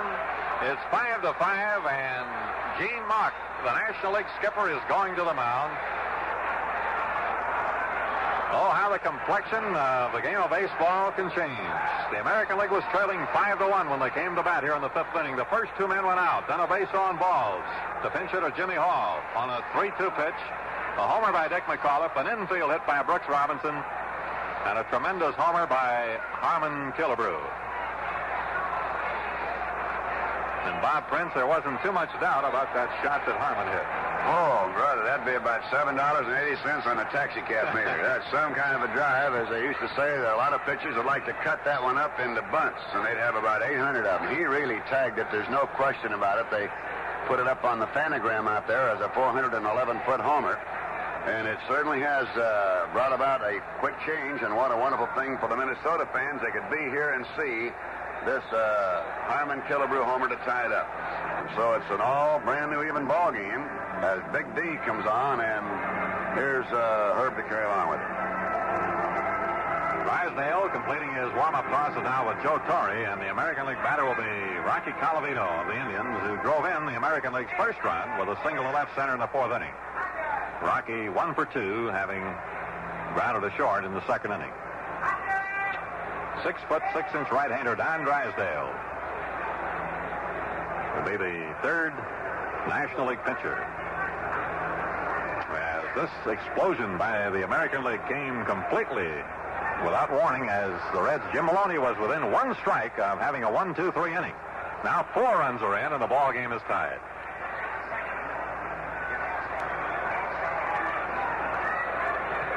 Rocky Colavito up there against Don Drysdale. Right-hander against right-hander. The first pitch, breaking ball on the outside corner, 1 strike.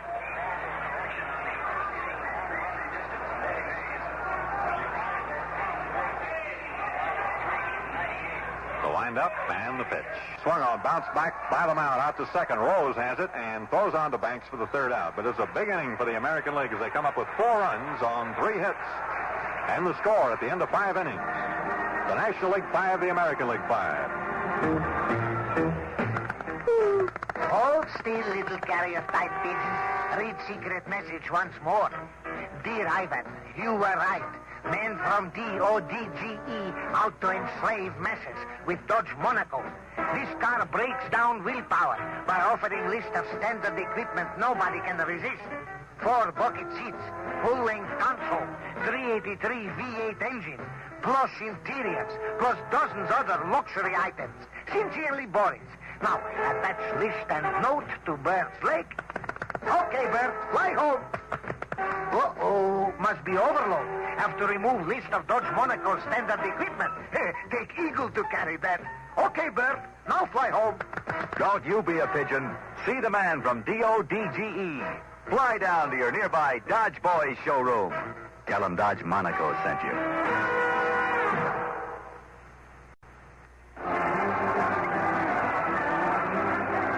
The new pitcher for the American League will be the big left-hander from the Cleveland Indians, Sam McDowell. As Washington's Steve Rickard acquitted himself very well, going 2 innings, allowing 1 harmless single, and striking out 2 batters. So McDowell will be the 4th American League pitcher of the day. With the Indians this year, Sam has won 9 and lost 6, posting an impressive earned run average of just a shade over 2 earned runs per 9 innings. And this big left-handed fireball in 128 innings has struck out 164 batters. He's walked 72 batters.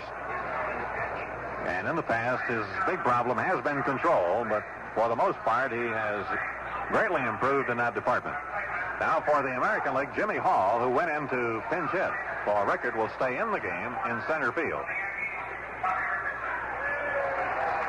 So this means that we'll have some changes in the batting order. Jimmy Hall will continue to bat in the number 9 spot in the batting order, as Vic Davalillo of Cleveland now has come out. And we'll have a new second base combination out there. Bobby Richardson of the New York Yankees now goes in to replace Felix Mantilla. And at shortstop, Dick McAuliffe of the Tigers is out, and Zorlo Versailles of the Minnesota Twins is in there. And also, we'll have a new catcher. Bill Freehan of the Detroit Tigers will be the American League's new catcher. So to set up the entire defense now, it will be McDowell pitching, Freehan catching, Brooks Robinson at third, Zoil Oversize at short, Bobby Richardson at second, and Harmon Killebrew stays in the game at first base. Willie Horton's in there in left field. Jimmy Hall goes to center, and Colavito stays in right.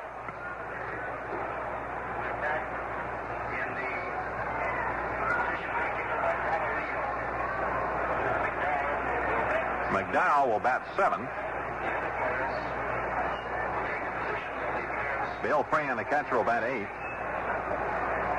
Richardson will bat sixth. And Versailles will bat in the leadoff spot. 5-5 ball game as we go to the sixth inning, and Ernie Banks of the Cubs, the National League first baseman, leads off. Ernie is singled and struck out. The left-hander, Sam McDowell, delivers. Fastball on the outside corner is strike. On deck for the National League now is Pete Rose with Maury Wills scheduled to follow. One strike to Ernie Banks. National League defending him just a step or two around to the left. Swing and a bouncing foul behind the plate. Strike two. Milt Pappas started the game for the American League today with Mudcat Grant on in the second, Pete Rickert in the fourth, and now McDowell of Cleveland here in the sixth inning. That's a two-strike count to Ernie Banks. Here's the windup by the left-hander. The pitch. High fastball. He cuts on it and pops it up off to the right of the plate. Freehan, the catcher, has a shot at it and makes it for the out. One away as Banks fouls out to Bill Freehan. Freehan incidentally dropped only one foul pop-up all last season. So you haven't got much of a chance if you pop one up in his territory. Now from Cincinnati, another turnaround batter here, Pete Rose, who will be batting right-handed against McDowell. The Reds hustler has walked and struck out. Takes a curve in there for a strike. 0-1. The National League 5, the American League 5. First half of the sixth inning. One out and nobody on. McDowell winding, delivers. Breaking ball is foul. Back to the mezzanine. Two strikes to count. Pete Rose, who was awarded Rookie of the Year honors 2 years ago. 24 years old.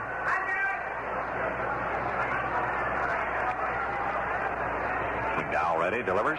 Fastball just outside. He really hummed that one in there. Missed the outside corner. 1 ball and 2 strikes.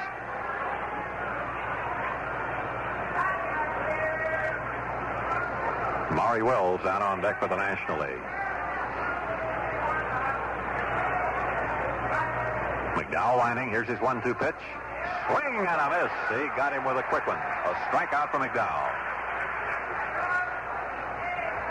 And now beginning to warm up in the National League bullpen, left-hander Sandy Koufax of the Los Angeles Dodgers.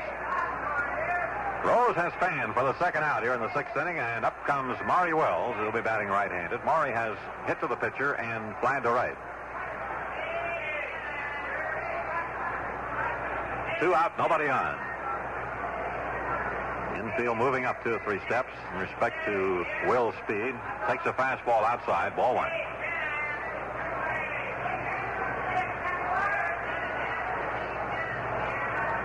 The National League scored 3 runs in the first inning, 2 in the second. The American League 1 in the fourth and 4 in the fifth. A fly ball, shallow right center field. Hall and Colavito converging. They can't get it. The ball drops. Wills turns and holds with a Texas League single out there to right center field. Just in between Jimmy Hall and Rocky Colavito. A bloop single for Wills, and now with Drysdale due up, and as I'm sure a lot of you know, he's not a bad hitter, but we may get a pinch hitter, Frank Robinson of the Cincinnati Reds. The right-handed batter will come out for Drysdale. Frank Robinson. With the Reds this year, Frank is batting .297.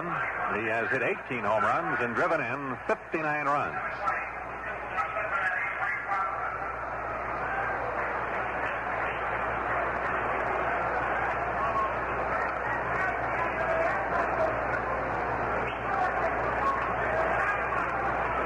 Maury Wills aboard with 2 down. And Frank Robinson batting for Don Drysdale. Sam McDowell out there taking his sign from Bill Freehan. Harmon Killebrew holding with the runner, Maury Wells. Robinson, who chokes that bat just a little bit. McDowell throws over there. Just a leisurely toss. Wills had no trouble getting back. Some of the crowd chanting go as Wills takes that big lead, draws another throw, dives back head first. And Sam McDowell letting Maury know that they got their eye on him.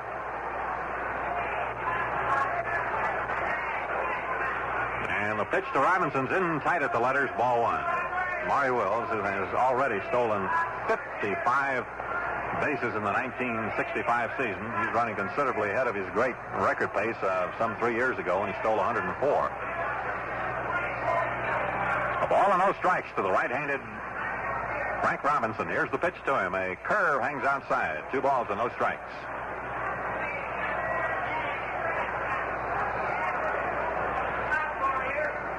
Frank Robinson, who just a month or so ago hit the 300th home run of his major league career.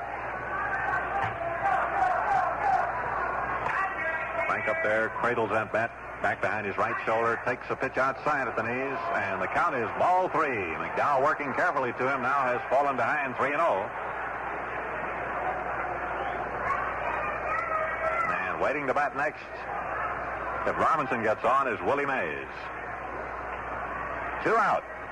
As Wills takes the lead, here's the pitch. Robinson looks at a strike, 3-1. Coaching for the National League. At third base, the manager of the Milwaukee Braves, Bobby Bragan, and at first base, the Reds skipper Dick Sisler. 3-1 here to Frank Robinson. 5-5 ball game in the 6th inning.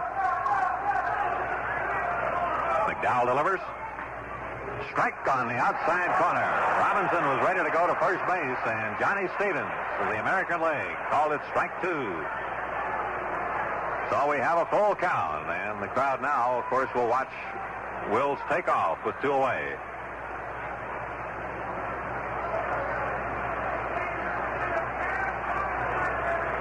McDowell studies a sign from Bill Freehan. Wills, who takes that good lead over there.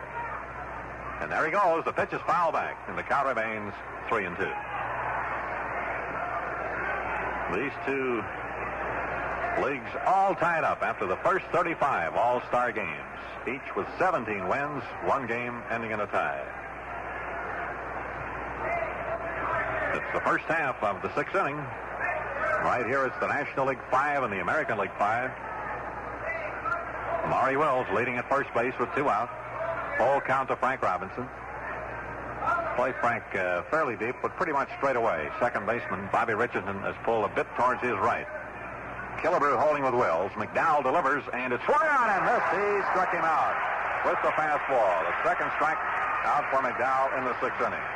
1 hit and 1 left on. And so, at the end of 5.5 innings, the score, the National League 5, the American League 5.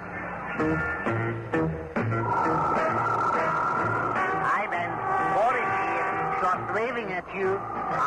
There's good news tonight. The man from DODGE is in such trouble you wouldn't believe it. Has stole plans for his hot-selling luxury car, Polara. Dodge Polara. Big deal, sure. His big car with plenty room for 6 people. But in our country, who's got 6 friends? And who needs that big Polara V8 with all that fancy carpeting and foam padding in front seats for hauling live chickens, right? Yeah, and Ivan, don't worry about secrecy. Have mailed plans in envelope addressed with invisible ink. Ivan, I've lost you. See the man from Dodge, your nearby Dodge boy. His low prices on the 65 Dodge Polara have the competition-crying Punko. Gentleman coming in is from the Los Angeles Dodgers. Rather surprising to see him pitching because normally he needs about 5 days rest after a performance that he appeared against Pittsburgh in a doubleheader, defeating them 4-2 last Sunday. Sandy Koufax has what they call an arthritic elbow, and they pack it in ice after every performance. He has struck out 10 or more batters 72 times, which is a major league record. He's had 11 strikeout games so far this year, and his single-season record for 10 strikeout games is 11 that he's already tied, which he set in 61 and 63. And he leads the majors with 195 strikeouts, striking out 1,892 batters and 1,835 innings pitched. Therefore, he has more strikeouts than innings pitched. He's truly fabulous. And Herb, the Dodgers say of their teammate Sandy Koufax that he truly belongs in a higher league. I'll bet some of those National League batters think so, too, Bob. The golden arm, as he sometimes referred to Sandy Koufax. And I guess, Bob, they thought that after learning of Sandy's arthritic condition in the elbow, that if they could pitch him maybe once every 7 or 8 days, they'd be doing well this year. But he's already amassed 15 victories.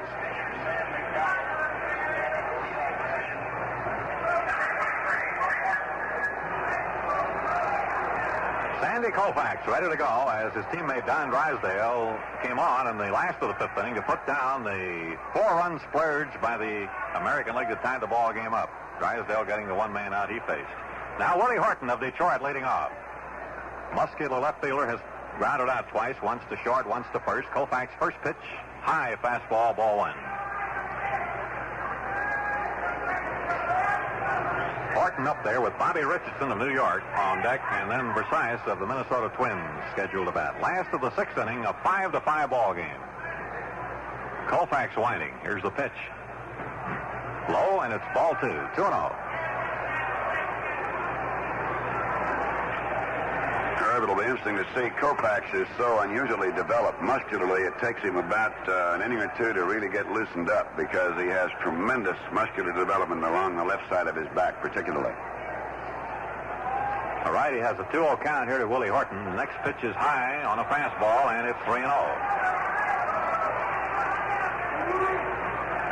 And if you have to face Koufax at all, I imagine it's kind of nice to face him early. If he throws any harder than that. 3 balls and no strikes. Playing Horton around to the left. Infield back all around. The windup and the left-hander's pitch. High, ball 4. He walks Willie Horton on 4 pitches. Horton gets on. Last of the 6th inning with the National League showing 5 runs, 8 hits, and no errors. The American League 5 runs, 6 hits, and no errors. And here's the great little second baseman of the New York Yankees, Bobby Richardson, who will be batting for the first time in the ball game, having replaced Felix Mantilla of the Red Sox at second. Right-handed batting, Bobby Richardson, batting .269 in the American League season with New York. Here's the pitch. Inside, ball 1. Richardson is one of the players that the boys in the trade put in the complete category. He does about everything well. Outstanding glove man. Good hitter, excellent hit-and-run man, fine bunter. Joe Torre out there for a quick word with Sandy Koufax. Ernie Banks holding with Willie Horton at first base. It's all tied 5-5 in the last of the 6th inning, and here's the pitch. Swung on, a fly ball into left center field, carrying deep. Moving over is Willie Mays, and he's got it at the edge of the warning pad. And Willie Horton, halfway to second, retreats to first. As Bobby Richardson got pretty good wood on that ball. Drilled it to deep left center, but Willie Mays hustled over and grabbed it. One away in the American League 6th inning. And here is Minnesota shortstop Zoilo Versailles. Slender right-handed batter who has made some fantastic plays defensively for the Twins. He's hit 6 home runs. Here's the pitch. High pop-up. Shallow left field. Wills flipping down the glasses, backpedaling onto the grass. Under it has it, 2 down. So Versailles, after the first pitch, pops out. The shortstop, Maury Wills, 2 down. With Willie Horton still on at first, and up comes the Tigers catcher, Bill Freehan. In the National League bullpen at the moment, from the Houston Astros, right-hander Dick Farrell is warming up. Bill Freehan now batting for the first time in the game. Right-handed batter. National League plays him just slightly into left. Koufax has the sign, kicks and throws. High on a fastball. Ball one.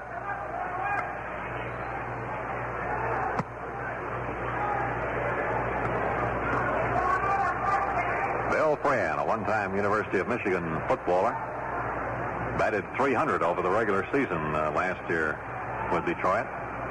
Takes the curve low. Ball two. Sandy Koufax, who 2 years ago broke what was his own record for strikeouts in a season. He whipped 306 batters 2 years ago. Last year he was injured a good part of the season. And here's a foul off the bat of Frean. 2 balls and 1 strike. But even though last year Koufax was out from, I believe, Bob, about mid-August on. That's right. He'd had that circulatory problem, and they didn't want to risk any further aggravation. But he still was a tremendous pitcher. And he ended up with 19 wins last year, despite missing about a month and a half.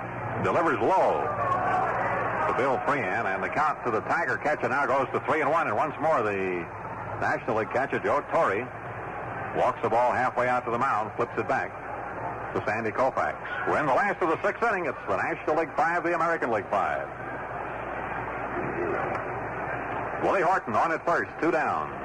3-1, the count to right-handed batting Bill Frean. Koufax delivers a high fastball, cut on and foul back. 3-2. Twice in Sandy Koufax's career, he has struck out 18 batters in a game.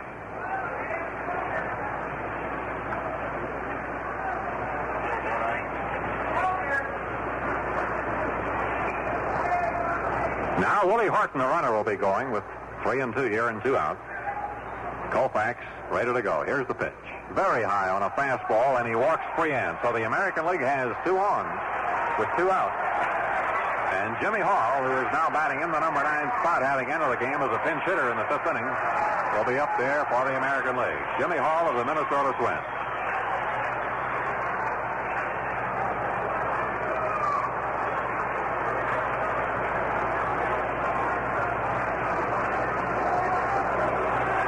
On second, Frean on first and 2 away.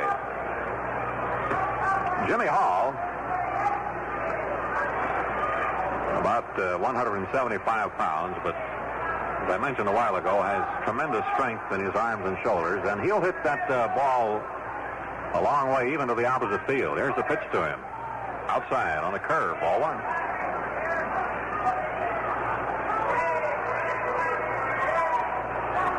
The leg is playing him slightly into right.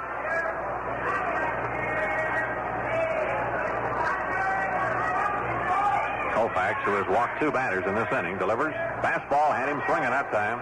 1 ball and 1 strike.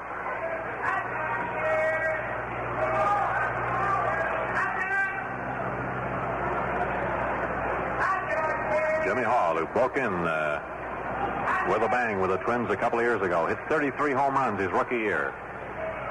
Waiting. Koufax delivers. Strike 2. Got his fastball in there. 1-2. Koufax, who has been going mostly with his fastball here.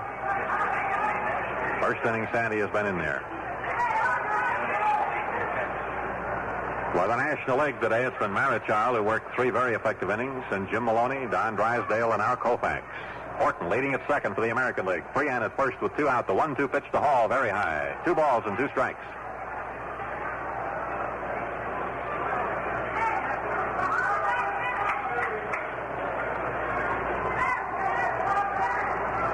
Jimmy Hall is wearing a protective shield to cover his right cheekbone. He was hit by a pitch ball last year and just narrowly escaped serious injury. Takes strike 3. Koufax put it in there, and Jimmy watched it go by. So Koufax pitches out of the jam. 2 left on for the American League. And so, at the end of the 6th inning, the score, the National League 5, the American League 5.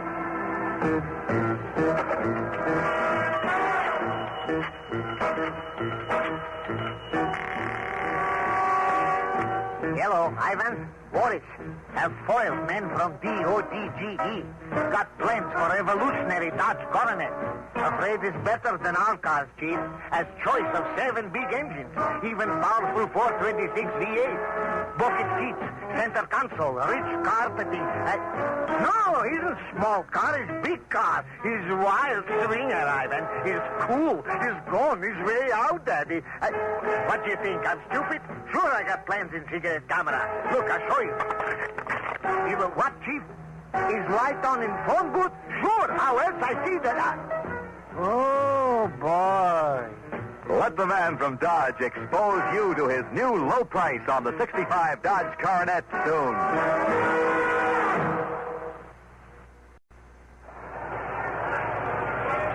The totals now after 6 innings here at Metropolitan Stadium. For the National League, 5 runs, 8 hits, and no errors. The American League, 5 runs, 6 hits, and no errors. The National League coming to bat in the first half of the 7th. They'll have the top of the order, Willie Mays, Hank Aaron. New to face left-hander Sam McDowell. Willie Mays, who got the National League off and running when he hit the second pitch from the American League starter, Milt Pappas, a long homer over the left center field fence. Willie walked in the second and struck out in the fourth. McDowell, the big left-hander, winding. Here's the first pitch. Swung on, fouled off to the right. 1 strike. Willie Mays played for the old Minneapolis Millers of the American Association in 1951, and he was batting almost .500 when the then New York Giants called him up, and he's never been down since. The pitch, fastball from McDowell is high. 1 ball, 1 strike.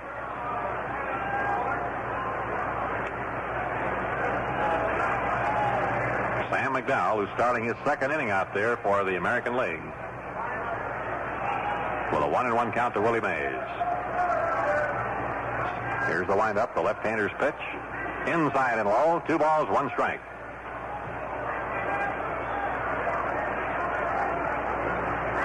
Willie, who entered this All-Star game with an All-Star batting average of .392 and then homered his first time up. McDowell's 2-1 pitch. It is just off the outside corner, 3-1. Willie playing in his 12th All-Star game.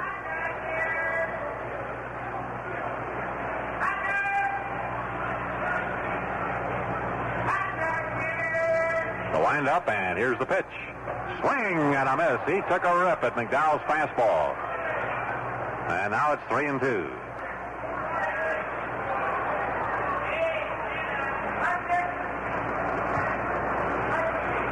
Brooks Robinson at third.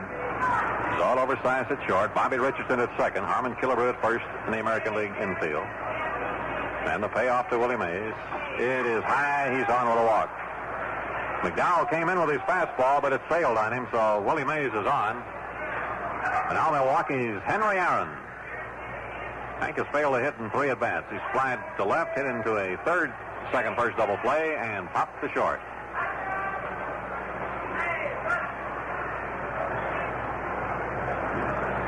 Willie Mays aboard here with nobody out. Harmon Killebrew will hold with him. The American League's outfield, Willie Horton in left, Jimmy Hall in center, Rocky Colavito in right. Bill Freehan of Detroit, the catcher. McDowell into the set, and here's the pitch. It is high, ball 1. So McDowell's finding that strike zone a little elusive now as he's walked Mays and misses the first one to Aaron. Hank playing in his 14th All-Star game. McDowell checking his sign. Mays has a good lead, and here's the pitch. Swung on. Here's a base hit through the right side of the infield, charged by Colavito. Mays on his way to third, and the National League has runners on first and third with nobody out as Henry Aaron wraps a sharp single between Richardson and Killebrew. Now Roberto Clemente will bat for Willie Stargell. One thing there, Herb, National League fans are used to seeing, it's rather unique. Willie Mays, when he rounds second on his way to third, is looking back in the direction of the ball. He never watches his coach. He's strictly on his own, and very few fellas can look backward and run forward at the great speed that Willie Mays does, and that's why he's such a great base runner.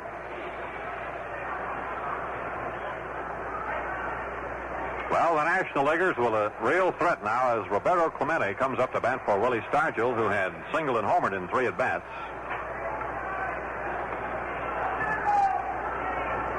Clemente with the Pirates this year, batting .338. And Clemente, in all-star competition, has had 6 hits out of 15 at-bats for a .400 average. Right down on the end of the bat, falls away from the plate as he hits the bounding ball to third. It is caught by Robinson, throw to second, no other play. They hold the other runners on a good play by Brooks Robinson, the Baltimore third baseman.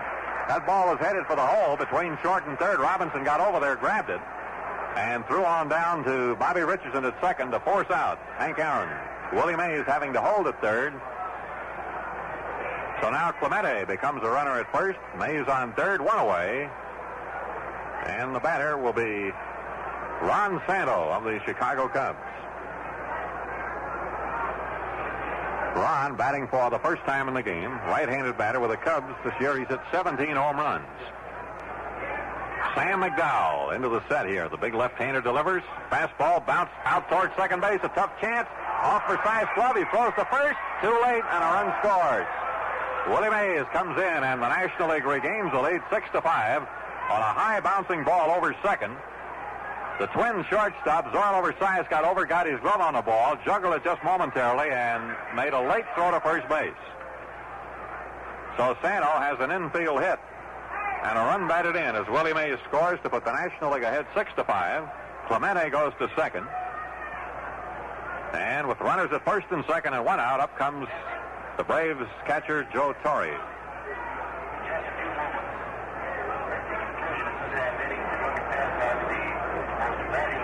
Joe Torre lofted a home run over the left field fence with 1 aboard in the first inning off the American League starter, Milt Pappas. Husky right-handed batter. McDowell's pitch to him. Fastball hit back to McDowell. Throws down to second to Richardson. Out. On to first. Double play. 1-4-3 on the double play. But the National League comes up with 1 run. And so, at the middle of the 7th inning, the score, the National League 6, the American League 5.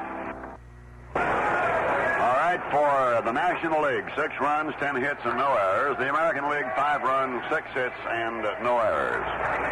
And Dick Farrell of the Houston Astros is on now to pitch, a flame-throwing right-hander who has won 7 and lost 2.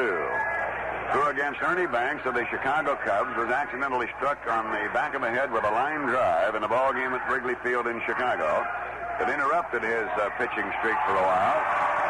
But nonetheless, he's back in form. He has a fine ERA at 2.30. And defensively now, Roberto Clemente, who is probably one of the greatest right fielders in all of baseball, will be in left field in place of Willie Stargell. So defensively, Clemente in left, Willie Mays in center, Henry Aaron in right. Ron Santo at third. Wills remains at short with Rose at second, Ernie Banks at first, and Farrell becomes the 5th pitcher. Just to set it quickly, Marichal went 3, then Maloney for an inning and 2/3, Drysdale and Koufax, and now Dick Farrell. Pappas, Grant, Rickert, and McDowell. That's the story, 6-5, as we go to the bottom of the 7th, and you heard.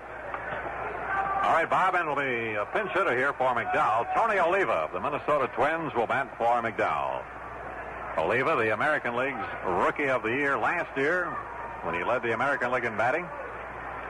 Tony, so far this year in the American League season, batting at .287. Farrell, the right-hander, delivers, and it's a strike call, 0-1. On deck for the American League is Brooks Robinson with Harmon Killebrew to follow. The National League leading now 6-5 as we start the last half of the 7th inning. 31-year-old right-hander Dick Farrell. Into the windup, delivers. Swung on a high bouncing ball out to Rose. He's got it, throws to first base, and he got him on a close play by just about a step. One of those big high bounding balls, and it's Rose to Banks, second to first for the out to get Oliva. And here's Brooks Robinson, who has played all the way today. The Baltimore third baseman has 1 hit. He singled off Ron Santo's glove in the 5th inning. 1 for 3. Farrell delivers. Outside, ball 1.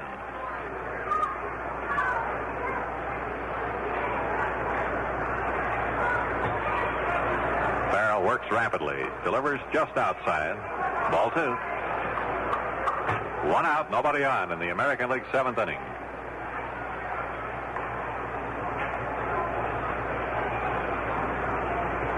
Farrell used uses just an abbreviated windup. Delivers, and Robinson pops a foul off first base. Ernie Banks will have a play on it, and he has it. 2 down as Robinson fouls out. And now Harmon Killebrew, who pulled a long home run with 1 on in the 5th inning to tie the ball game up. Dick Farrell, originally signed by the Philadelphia Phillies, now with the Houston Astros, out there for the National League. On the mound, Dick had polio as a youngster, and he still does a lot of work in behalf of polio victims. Here's the pitch to Killebrew, a strike call on the outside corner. 0-1.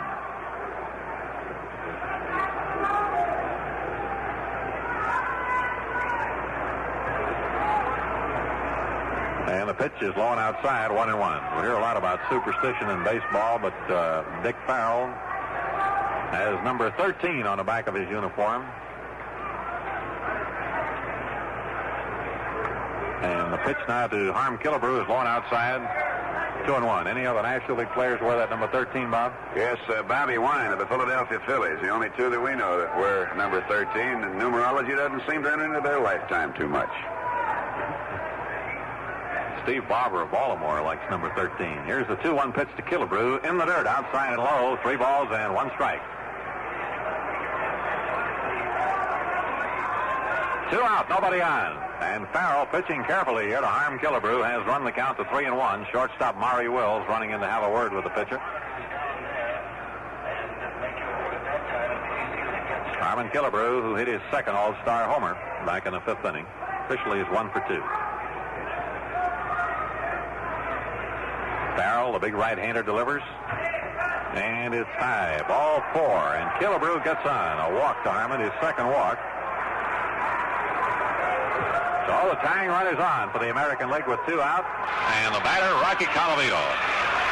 Rocky 1 for 3 today. The Cleveland right fielder is grounded out, singled, and grounded out again. And the American League bullpen now, the great knuckleballing relief specialist of the Chicago White Sox, Eddie Fisher, is loosening up. Killebrew at first takes the short lead, and here's the pitch to Colavito, a breaking ball outside, ball 1. Rocky Colavito, who is now doing his second tour with the Cleveland Indians, having started his major league career with Cleveland and traded to Detroit and Kansas City. It's a high fly ball down the third base line, may go foul. Santo and Wills after it, and Santo, the third baseman, grabs it for the 3rd out. 1 left on for the American League. At the end of 7 innings, the score is the National League 6, the American League 5. Let's say so long to Plymouth's roaring 65s.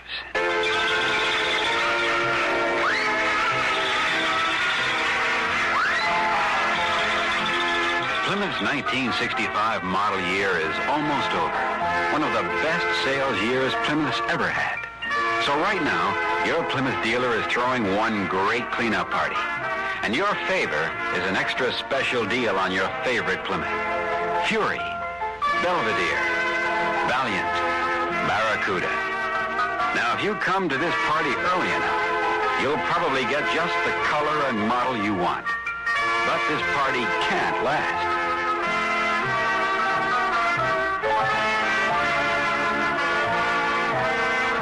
Cleaning out, and you can clean up. Come to the big cleanup party at your Plymouth dealers now. 6-5 in favor of the National League in the top of the 8th, and here's Herb Kerneal. Okay, Bob, and leading off against the knuckleballer, Eddie Fisher, will be the Cubs' Ernie Banks, playing at first base. Ernie's been in there all the way today, 1 for 3, a single in the 1st inning. Fisher into the windup, delivers. Swing and a foul at the plate, 1 strike. Bill Freehan, the American League catcher, is now wearing that larger than average mitt. Doesn't have too much padding in it. It's almost like an oversized first baseman's mitt. The better to hang on to those butterfly pitches of Eddie Fisher. 1 strike to Ernie Banks. The Reds' Pete Rose on deck. Fisher, the right-hander, delivers. Knuckleball is lined into left center for a base hit. Jimmy Hall tracking the ball down in left center. Banks turns and will hold with a long single. Quick fielding out there by Jimmy Hall. Holds Banks to a single, so Ernie's 2 for 4. And it gives the National League their 11th hit of the ball game. And here's Cincinnati's Pete Rose, the switch hitter who has walked and twice struck out. Batting left-handed now against Fisher.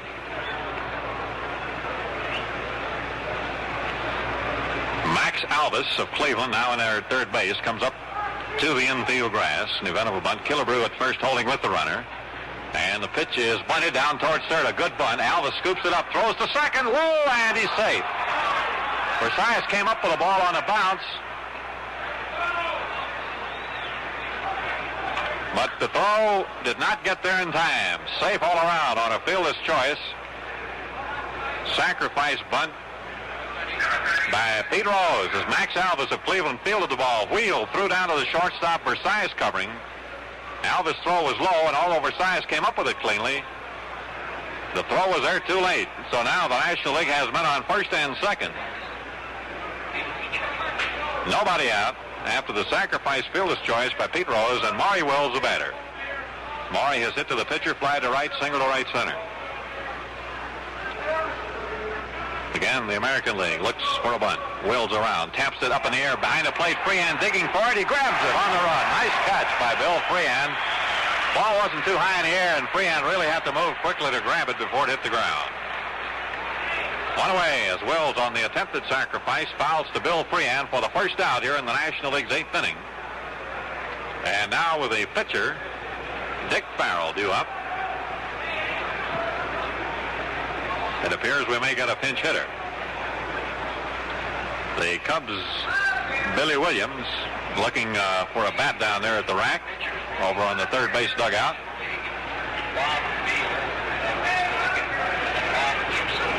Herb, they have Bob Veal of Pittsburgh up along with Bob Gibson, so there'll be an election going there. But if the American League All-Stars think they've seen some hummers, if Mr. Veal gets into the game, the National League batters over there feel that he can throw a strawberry through a locomotive. There's going to be a big cloud of smoke over this ballpark by the time this game is over, boy. Here's Billy Williams now, left-handed batting Chicago Cubs outfielder. He was selected as one of the alternates by National League manager Gene Mark. Williams batting .295 this year with the Cubs. He has 12 home runs. Eddie Fisher on the mound for the American League. And the National League threatening with Banks on second, Rose on first, and one away. Fisher kicks and throws. Knuckleball, bounce, foul down behind the plate. No, it wasn't a foul, and a throw to first. He's safe. And the crowd thought they had Rose picked off as Freehan pounced on that ball, threw it down to first. Killebrew put the tag on Rose, sliding back head first. But the first base umpire, Lee Wire of the National League, ruled him safe. And at first I thought it was a foul ball the way it came out of Freehan's mitt there, but Williams, swinging, didn't get any piece of the ball. And Freehan almost picked off Pete Rose down at first. One strike now to Billy Williams. Another former Rookie of the Year with the Chicago Cubs in '61, Billy Williams. American League infield a double play depth as Fisher delivers. Swung on a bounding ball, hit to Killebrew at first base. He fumbles the ball, picks it up, throws to Fisher covering for the out at first, but the runners move up. I don't think they had any chance for a double play, but Killebrew had to make a quick recovery there to get Williams going down the line. First baseman to the pitcher on a putout as Banks goes to third and Rose to second. So we have two out with runners on second and third, and now manager Al Lopez is going to the mound. He's going to have a talk with Eddie Fisher. And Willie Mays looks like he's got on the Cincinnati batting helmet there, Bob. Well, I think he does. He has, it is definitely a Cincinnati batting helmet. You have Bob Lee of the American League All-Stars from the Los Angeles Angels warming up. I don't know why Willie has changed batting helmets. Maybe it just fits him a little better.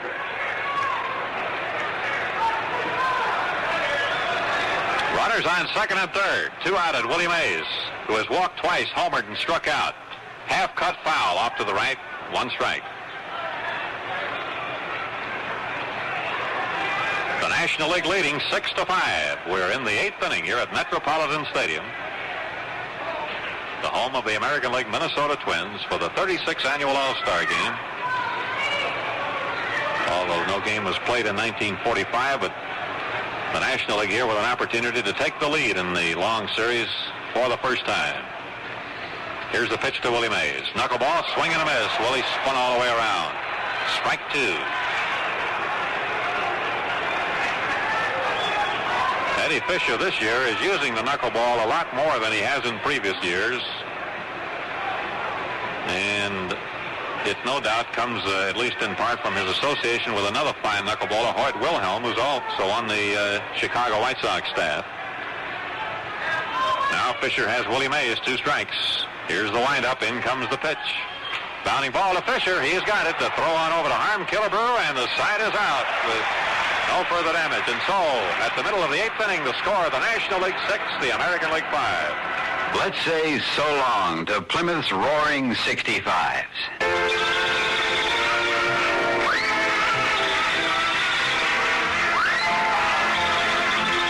Plymouth's 1965 model year is almost over. One of the best sales years Plymouth's ever had. So right now, your Plymouth dealer is throwing one great cleanup party.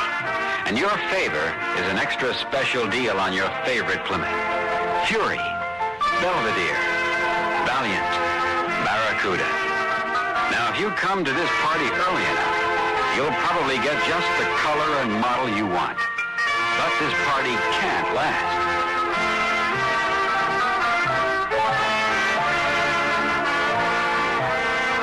Cleaning out, and you can clean up.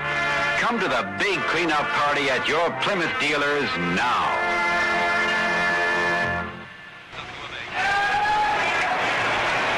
Bob Gibson of the St. Louis Cardinals, another hard-throwing right-hander, is on now for the National League All-Stars. Dick Farrell went the 1 inning and practically zeroed the board. And Gibson is on, and there has been a change at short. Leo Cardenas of the Cincinnati Reds, possessed of what they claim is the finest throwing arm in all of baseball at short, has replaced Maury Wills, so that now you have Clemente in left, Mays in center, Henry Aaron in right, Ron Santo at third, Leo Chico Cardenas at short, Pete Rose at second, Ernie Banks at first, with Bob Gibson and Joe Torre. Herb, we can certainly say this has been an all-star game in every sense of the word, and the fans are getting to see all the great stars from both leagues. Well, it's a wonderful thing, and I know both managers really, while winning, I think was uppermost in their minds, had hoped that the game would develop so that they could use as many players as possible. And now Bob Gibson pitching here to Willie Horton, 0 for 2, and a walk for the Tigers left fielder. Dick Farrell leaving after 1 inning, giving up just 1 base on balls. Gibson, the 6th National League pitcher of the ball game, delivers and here's a foul. Back out of play, 1 strike.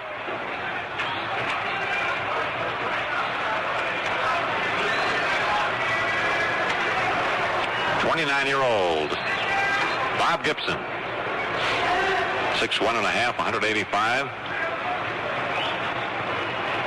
Went to Creighton University on a basketball scholarship. And here's a pitch over the head of Willie Horton, 1 ball and 1 strike. I understand, Bob, that Gibson was such a good basketball player, he played with the Globetrotters a little bit. Yes, he did. For a 1957-58 season, many National League players wished that he was still playing basketball. The ball looks like anything but a basketball coming up there the way he throws it. Here's a swing and a miss at a fastball by Willie Horton. 1 ball and 2 strikes.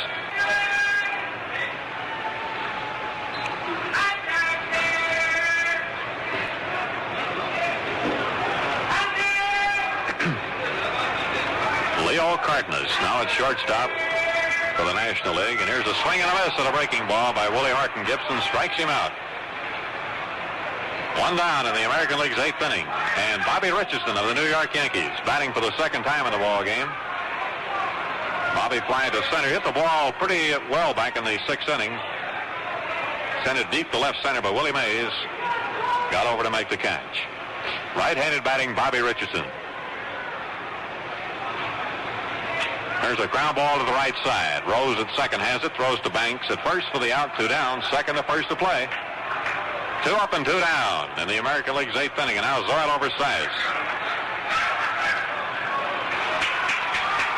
Off the short, his first at bat after replacing Dick McAuliffe of Detroit, the starting third baseman for the American League today.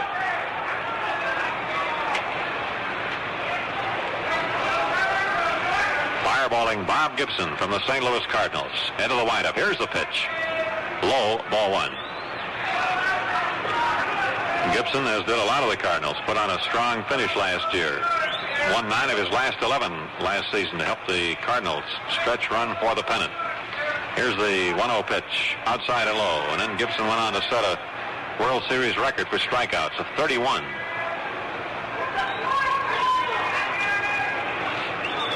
Now with a 2-0 count, the right-handed batting Zoil over Sias. Very fast to foot.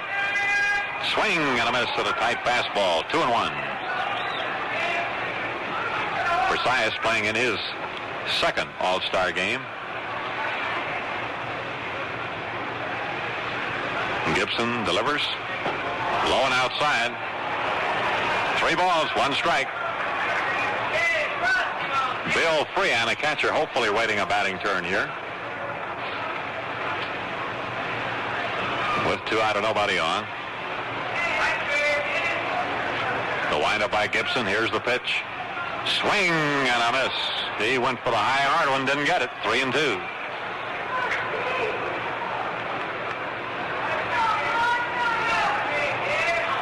Gibson checking his side with Joe Torre of Milwaukee. Torre has caught the entire game for the National League, and here comes the pitch. A little low, and Versailles gets on. A base on balls to Versailles. To put the tying run on, and here's Bill Freehan. So the American League now has collected 6 walks off National League pitching today, plus their 6 hits. Detroit's Bill Freehan, right-handed batting catcher, drew a base on balls in the 6th inning. Here's a line drive to center, a base hit. Versailles turns second. He'll go to third. Mays' throw is not in time. Down to second goes Freehan. Runners at second and third.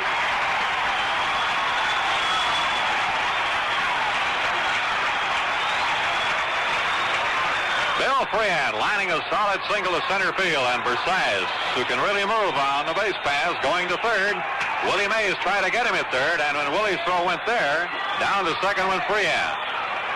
So the American League, with a 2-out threat here in the 8th inning, the National League leading 6-5. And the batter will be Jimmy Hall, as Joe Torre goes out to talk with Bob Gibson. We'd like to acknowledge the official scorers for the 36th All-Star game here today. Alan Lewis of the Philadelphia Inquirer, Joe McGuff of the Kansas City Star, and Tom Breyer of the Minneapolis Tribune scoring the game today. All right, Jimmy Hall of the Minnesota Twins up there. Left-handed batter takes a strike, a letter-high fastball, 0-1. Jimmy has been up once officially, and he was called out on strikes against Sandy Koufax in the 6th inning. He walked his first time up in the 5th inning as a pinch hitter, then stayed in a game in center field. Runners on second and third, 2 out. Gibson winding. Here's the pitch. Breaking ball is hit deep out to center field. Mays starts in, goes back, jumps, got it. Willie Mays almost misjudged the ball. He had to run back, jump up to make the catch, and retire the side. The American League fails to score, and so, at the end of the 8th inning, the score is the National League 6, the American League 5. It's human nature for all of us to try and improve our circumstances, but usually we settle for less than we'd like, for financial reasons. Today, your Imperial dealer offers an opportunity to exactly reverse that situation. Now you can have far more car than you dreamed possible for far less than usual. The car is the incomparable Imperial. Quietest luxury car built in America today, and one of the most spacious. Each is lavishly equipped, in some cases even including air conditioning. Yet all prices are substantially reduced for quick year-end clearance. A new Imperial thus presents more luxury, comfort, and value, dollar for dollar, than any lesser car you might ordinarily consider. Just think, you in an Imperial. It's a very practical idea. Right now.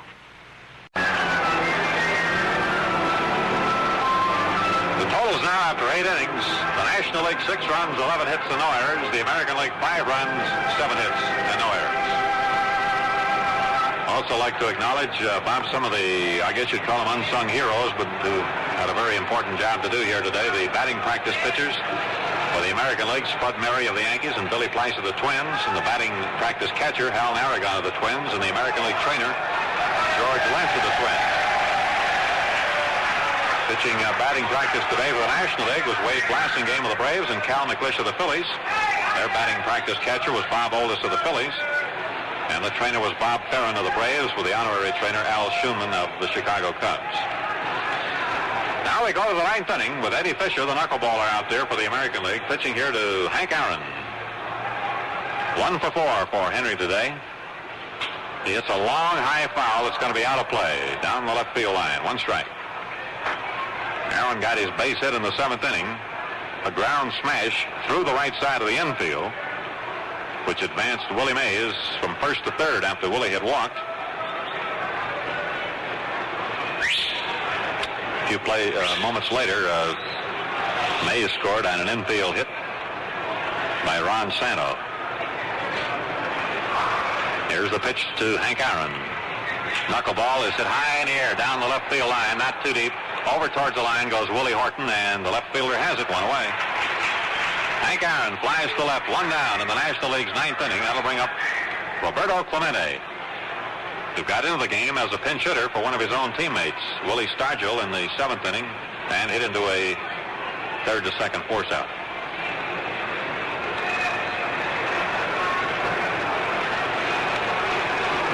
Bob Clemente, who led the National League in batting last year, 339, second time in his career that he led the league in hitting. Swings at the bounding ball to short. Big hop for Versailles, and the throw on to Killebrew at first for the out. 2 down. Short, the first to play. And now from the Chicago Cubs, third baseman Ron Santo. Man of the game in the 5th inning, replacing Richie Allen of the Phillies. And Santo delivered an infield hit that got the tie-breaking run across in the 7th inning.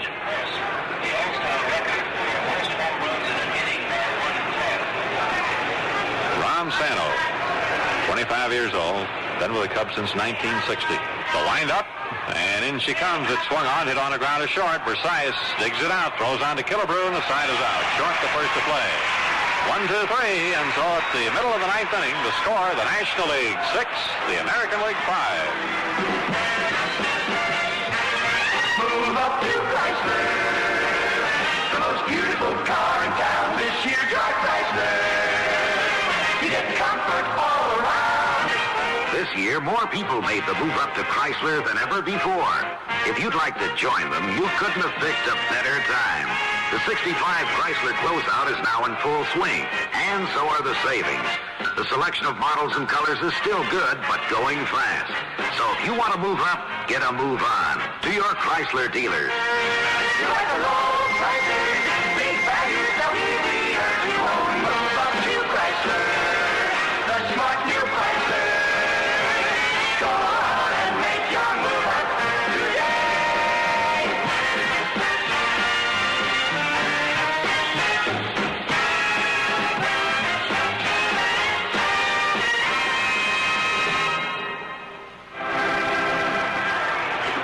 American League needing 1 run to tie and 2 to win. You're in the last half of the 9th inning. We'll have the top of the batting order, which means that Tony Oliva of the Minnesota Twins will lead off against Bob Gibson of the St. Louis Cardinals. Oliva entered the game in the 7th inning as a pinch hitter and bounced out second and first on a good play by the Red second baseman Pete Rose. Tony had a high hopper out there, and Rose had to go to his right and make a strong, accurate throw to get him. Oliva gets down the line very fast. The wind-up by Gibson. The pitch swung on, slapped foul, back of the plate, 1 strike. Max Alvis of the Cleveland Indians on deck, and then Harmon Killebrew is due up. The National League leading 6-5 here in the last half of the 9th inning.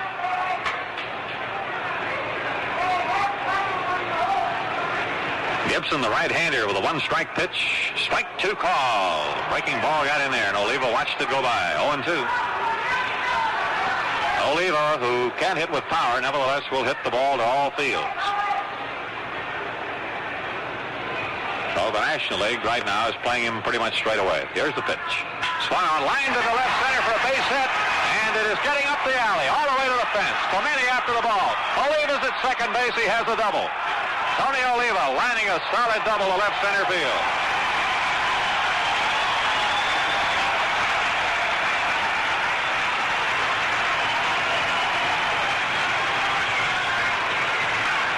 So the American League has the tying run on with nobody out as Tony Oliva of the Minnesota Twins swats a solid line drive double between Roberto Clemente and Willie Mays. The ball bouncing off the fence out near the 365 side. And now from the Cleveland Indians, their fine third baseman, Max Alvis, who will be batting for the first time.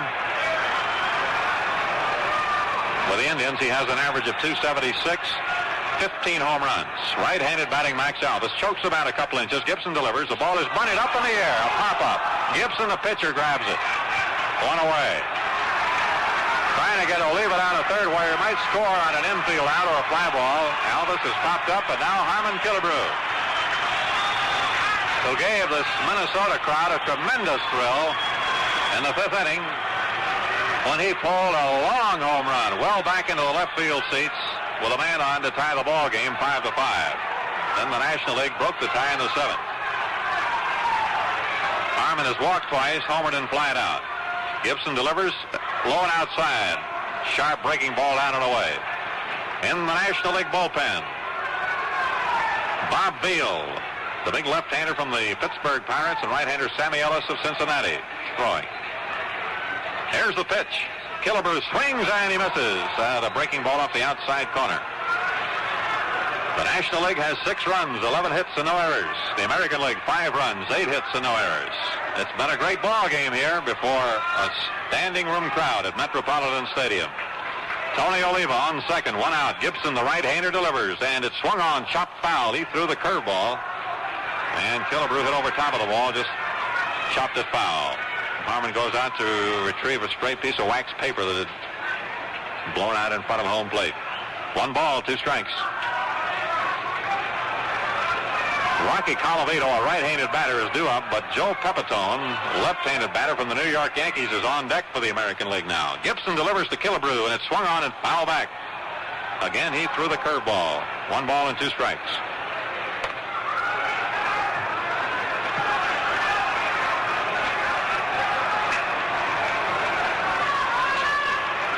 Gibson has the sign, the stretch, the right-hander delivers, and it swung on and missed. He struck him out with a fastball. He kept it around the outside corner. Gibson fans Killebrew 2 down, so it's up to the Yankees' Joe Pepitone, who is replacing Bill Skowron of the Chicago White Sox. Bill had to retire because of an injury. And now Joe Pepitone of the New York Yankees, who has hit 9 home runs, batted in 38 runs. Left-handed batter. He's batting for Colavito. Rocky had gone 1 for 4, driving in a run with a single.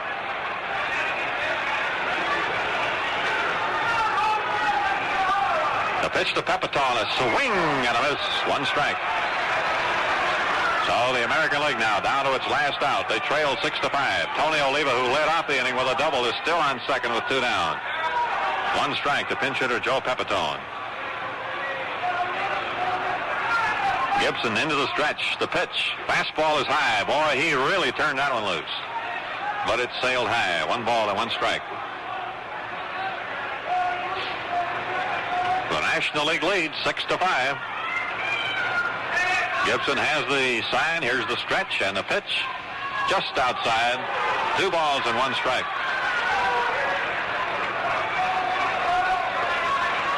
Bob was just checking, and the only American leaguer outside of pitcher who hasn't seen action today is Elston Howard of the Yankees. And here's the pitch. Curve had him swinging. 2 balls, 2 strikes. For the National League, let's see, not having seen service today, Johnny Callison of the Phillies, Johnny Edwards, the Reds catcher, and Eddie Kranepool of the New York Mets. But it's been a very fine representation here with so many players able to perform before this overflow crowd. Here's Gibson's next pitch. Swung on and missed. He struck him out with a fastball. And for the first time in the long history of this All-Star game, the National League has gone ahead in number of victories. In the ninth inning, no runs for the American League, 1 hit, and they left 1 man on. So the National League has taken the lead now in games played with 18 victories to 17 for the American League. As this huge crowd of over almost 47,000 paid starts to file out of Metropolitan Stadium.